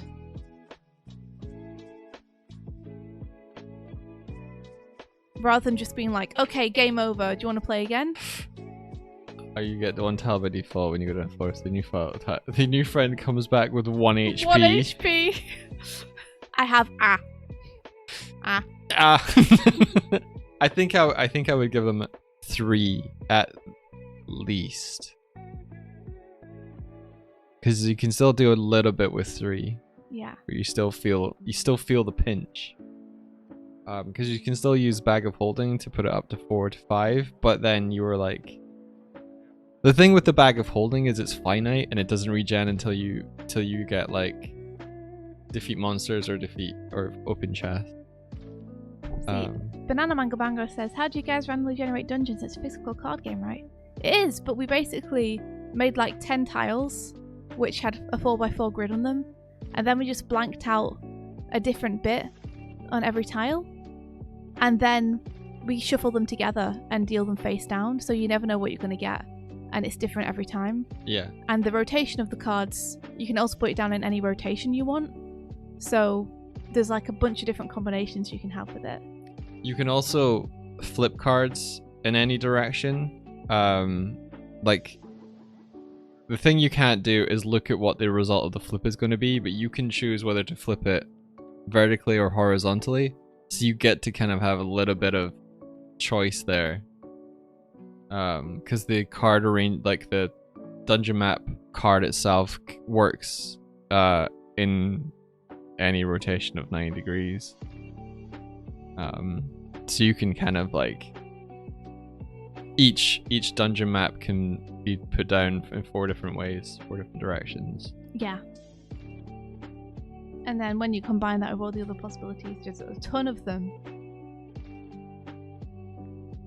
Banana Mango Bango says, wouldn't it be nice if the spell that logo can be read in all 4 directions? If we made it an ambigram. I don't know how you make a 4-way ambigram, but... I don't know how... What's an ambigram? An ambigram is something that can be read the same way when it's reversed. That's cool. You want me to try and make one? I don't know how you would. Nah, don't worry about it, Doig. You keep doing the programming thing. I'll do an ambigram. Oh no.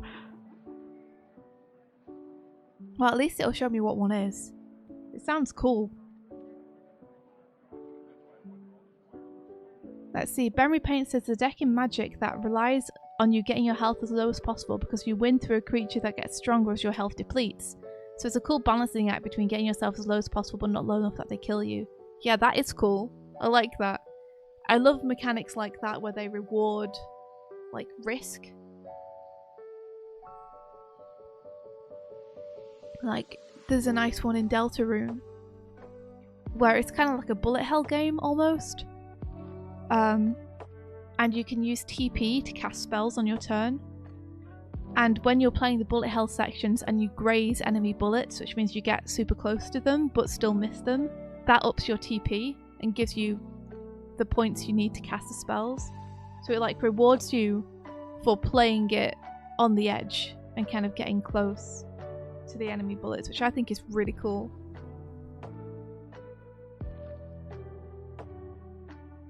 I think that is a nice mechanic, yeah. Yeah. Yeah, Ben, I don't know, we could try it with that. We could try it with a player regenerating when you go up a floor. There's part of me that kind of likes the Dark Souls-ness of it, where you're slowly getting worn down as you go up floors. Which is why I'm being so stingy with the health potions in it.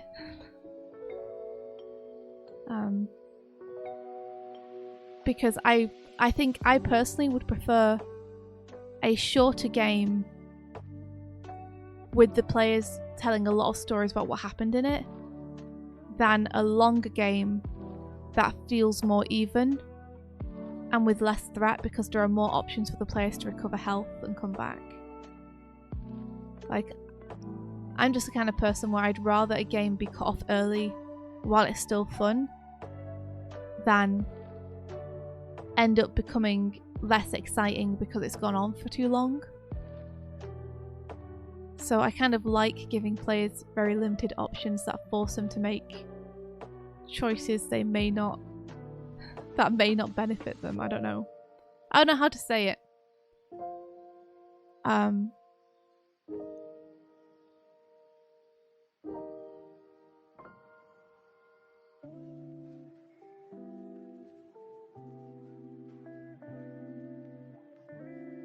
Oh, I see what you're doing. This is interesting, Doig. I don't know how to make ambergrams, okay? Yeah. It's just been that when you give them 1 HP per floor, you might as well be killing them at that point. Because they're not going to be able to do anything, and they're just going to relive the moment when they died in the previous floor. Like, they're reliving the panic moment they've already had where they had 1 tile left and the monster hit them. They're just doing it again on the next floor.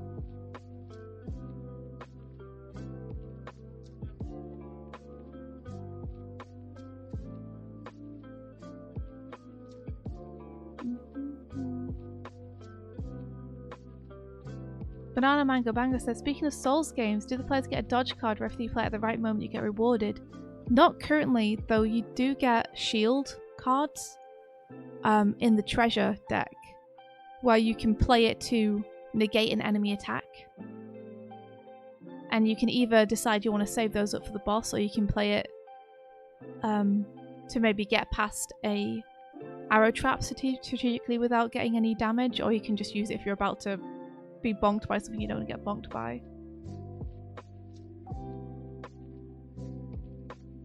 Yeah, Ben says, I would say this is a cult mechanic rather than a competitive one, so you've got to rely on friends to save your butt and give you potions. Again, though, what makes it different from the first time you died? Like, you get whittled down on floor 1 until you have 1 health left, and then you die. And it's dramatic, and you have a lot of panic. And then you get to the next floor and you have 1 tile again. And now you're playing a floor where, again, you can't really do much utility, and you're just waiting for that monster to hit you again. And your other players are doing the same thing they were doing on the first floor, which is trying to keep you alive even though you've got low health.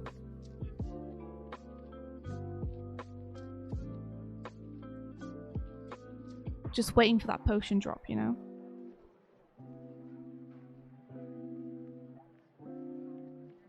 Banana Mango Bango says, is there a parry mechanic where if you mind game an enemy into attacking the moment you shield up? There isn't currently, because currently the way it works is that it's turn-based. So the enemies auto-attack on their turn if you're in range. So there's not a mind game to do about it. There might be a mind game to do if there was like, you were playing against a DM or something. But because the players are controlling both themselves and the monsters, we had to have quite rigid rules for the monsters so that the players knew what to do with them, and it wouldn't take too much of their brain space up. So the monsters literally have movement patterns, and then when they're in range to a player, they will use their turn to attack. So unfortunately there's not any like mind tricking the monsters into doing certain things or not doing certain things. Ooh. It would be cool to put a mechanic like that in there, though.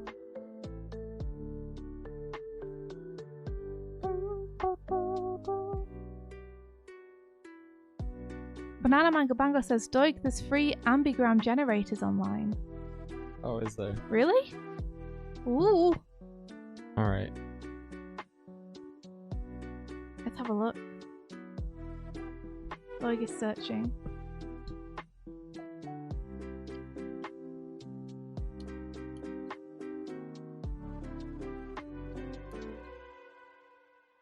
I kind of like making it. Well, you can see how they do it, and then you could use that as a basis for yours and give it your own stank. I've got to say that ambigram that they give you as an example, I can't actually read what that says. Yeah. I think it says ambigram. I see. Yeah. It's awful. It makes it a little bit difficult. Well, do you want to drag it onto your screen so people can see what you're doing? Try fontmeme.com. Okay. Let me have a look at font meme.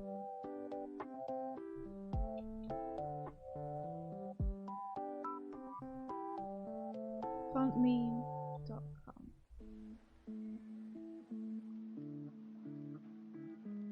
I can see fonts, but I can't see any ambigram generators here. They do have a Nights into Dreams font, which is awesome. This is an ambigram. It's cool. It's got a lot of video games fonts and stuff. This and top anime result fonts. just won't load. Really? Oh no. Ambigramart.com.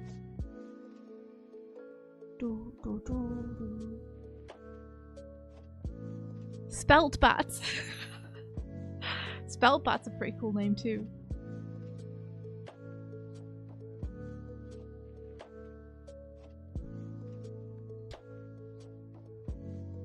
Are you on the same one again? Yeah.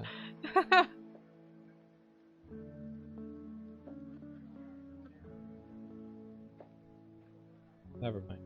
Alright. Oh wait, generated.ambigramart.com. Oh yeah, this is one that Doig was looking at. It's not the most readable thing, is it?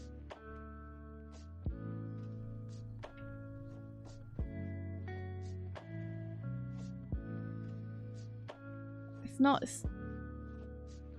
the most readable in the world.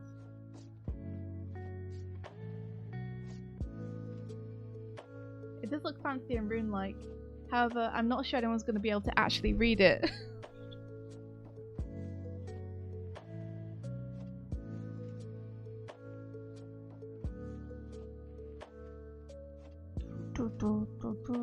Yeah, it looks pretty fancy in real life, but not legible. It's true. The that is more legible than the spell. What's version 2?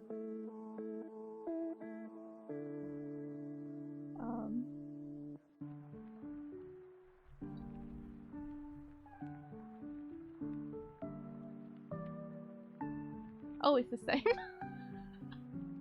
I guess version 2 just gives you neat, like, colours and stuff you can choose. Upside down, wouldn't it say that spells?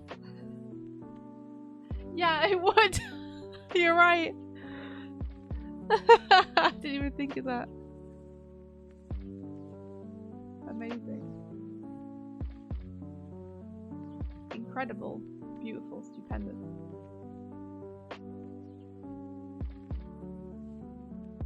I do like how fancy it looks though.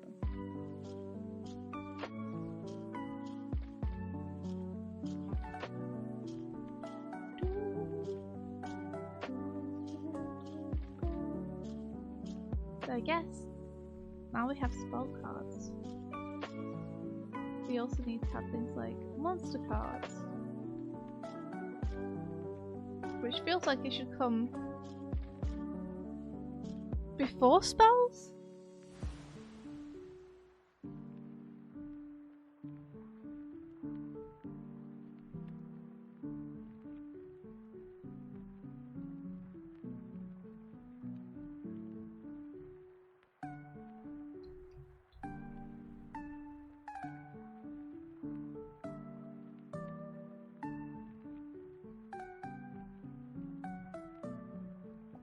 Ben says I like ambigrams where you'd swear they weren't, but they actually are, like this one. Look.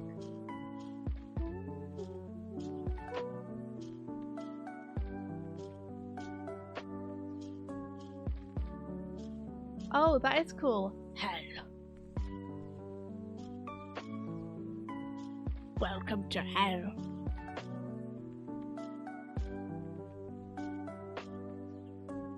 I get to finally use my monster card. Yay! Oh, whoa, here it comes. Watch out, boys, he'll chew you up.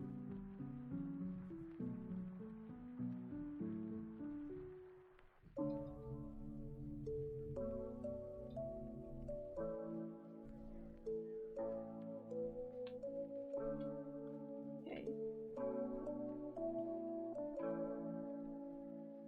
And then we have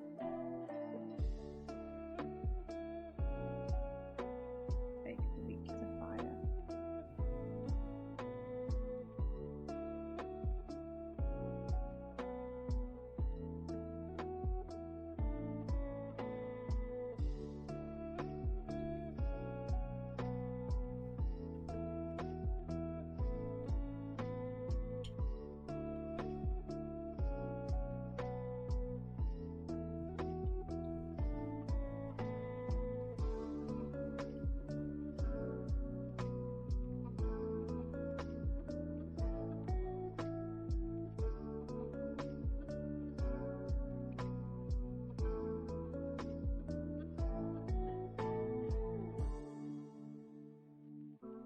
There we go. So that's what we've got at the minute for monster cards.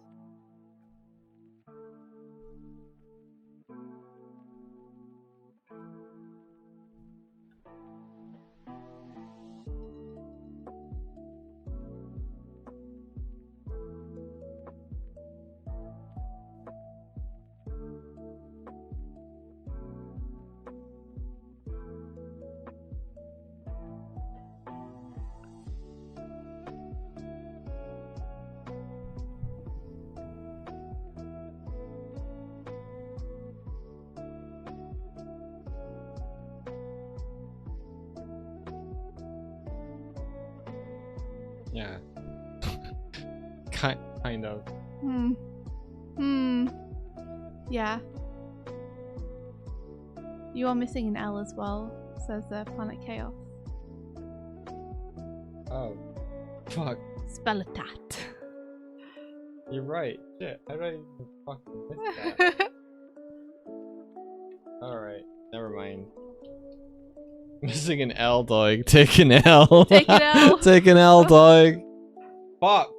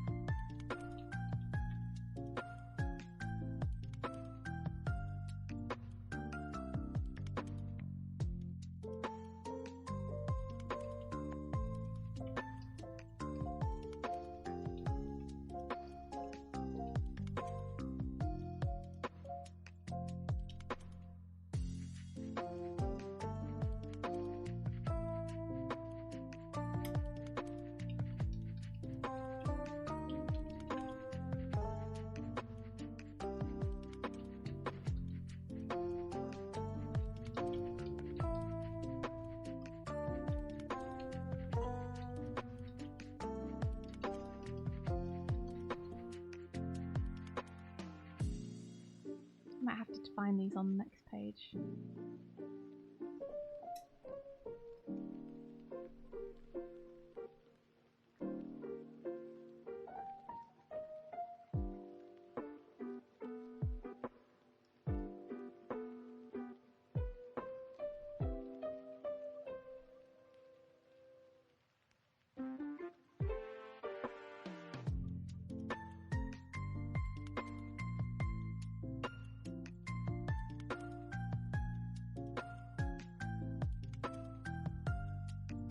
There we go.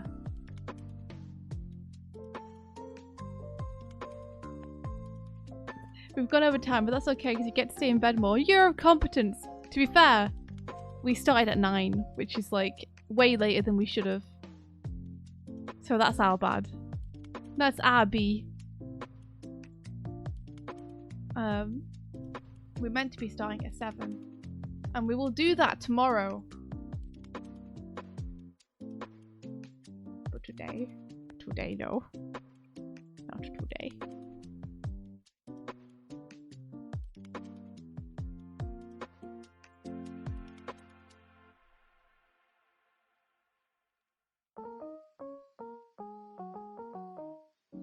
Okay, so I think we need to define what these are.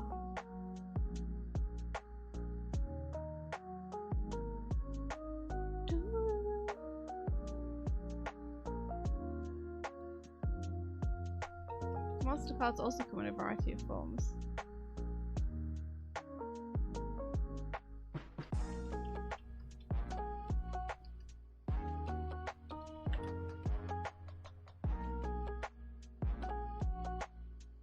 And then I'll define which of those are.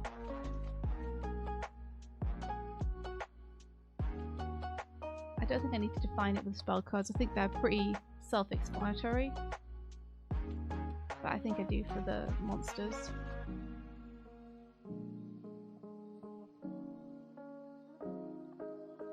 Let's see. Will we though? Yes, we will. Because like says, hasn't been mentioned yet that Anime Morning challenges are due this week. Reviews are next Monday, right? Or the week after? Let's see. Let me check my calendar. So reviews are going to be next Wednesday. And next Tuesday is your last day to submit. Yeah. So your last day to submit is the last day of the month. So the review's going to be 30th, the Monday. Is it? Yeah. I thought the review was on the first day of the month, every month. And then we set the new challenge. And that community day was the last day of the month every month. Oh, then yeah, Wednesday. The Wednesday then. So Wednesday is the day we'll be reviewing them. Okay. But actually, ideally, we'd like you to get your challenges in a couple of days before so that we have time to prepare. Kurzik was already established on the forum. We just forgot. We Yeah. brought it up earlier so that we could decide it earlier. Yeah, we brought it up on the first stream of the year. But that does remind me that I need to do stuff regarding Community Day. So let's say if you can get all your submissions in by the 29th, so Sunday, that gives us a couple of days to collate all the submissions together, which would be great. So the end of the weekend is the deadline for the Animaling Challenge. And then we'll be reviewing them on Wednesday and setting the new challenge, first day of the month.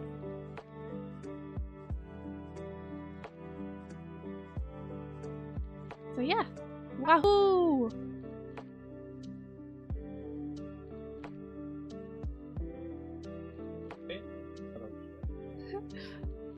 I'll give her some attention. I'll give her some, don't worry. No, I get her. Doig always gets to get her.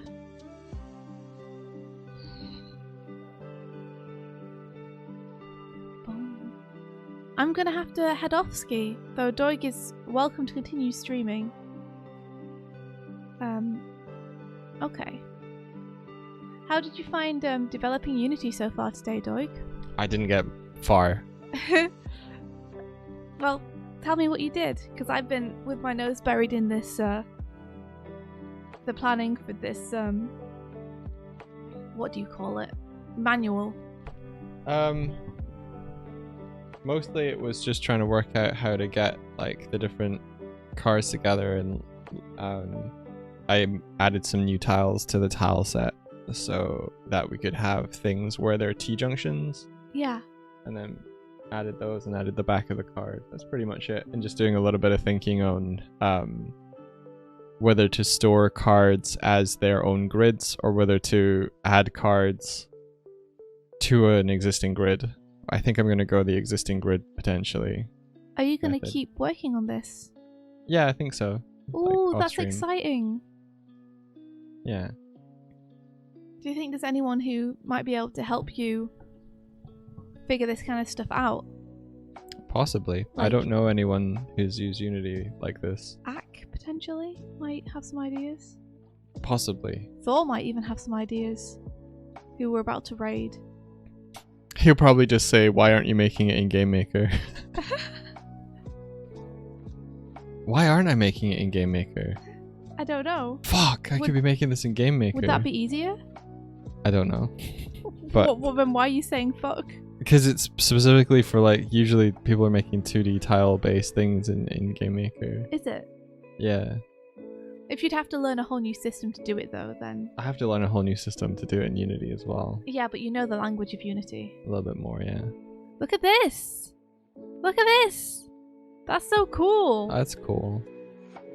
I'm still not sure if I can read... If it says spell that, I'm not sure I can read spell properly, but this is so cool looking. I think the S is just the one that would... needs more defined. Like, that's cool. That's really cool. Can I have that as like a band logo? I just want this on a t-shirt. It's cool. It looks great. Hell yeah. Very cool design. I like it. Yeah. Spell that more like Death Note. It does look a little bit like the Death Note logo, doesn't it? It's got that scratchiness Does to a it. little bit, yeah. Having that central line. Yeah, I like that too. Do you want me to leave this up front so you can see it? I can't put it down, Doig, without it. It's just floating off. Well, there it goes. It's magic. Whoa. Incredible.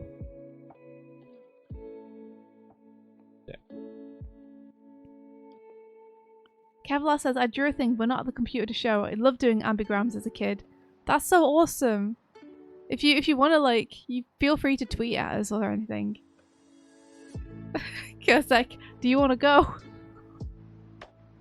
Cause it's got her sword out and she's just saying goodbye and following me. Oh shit, Doig, where did we have to end the stream? I think we have to end it. No, I just want to hold my sword. There's a problem, Doig. Bye. Ah!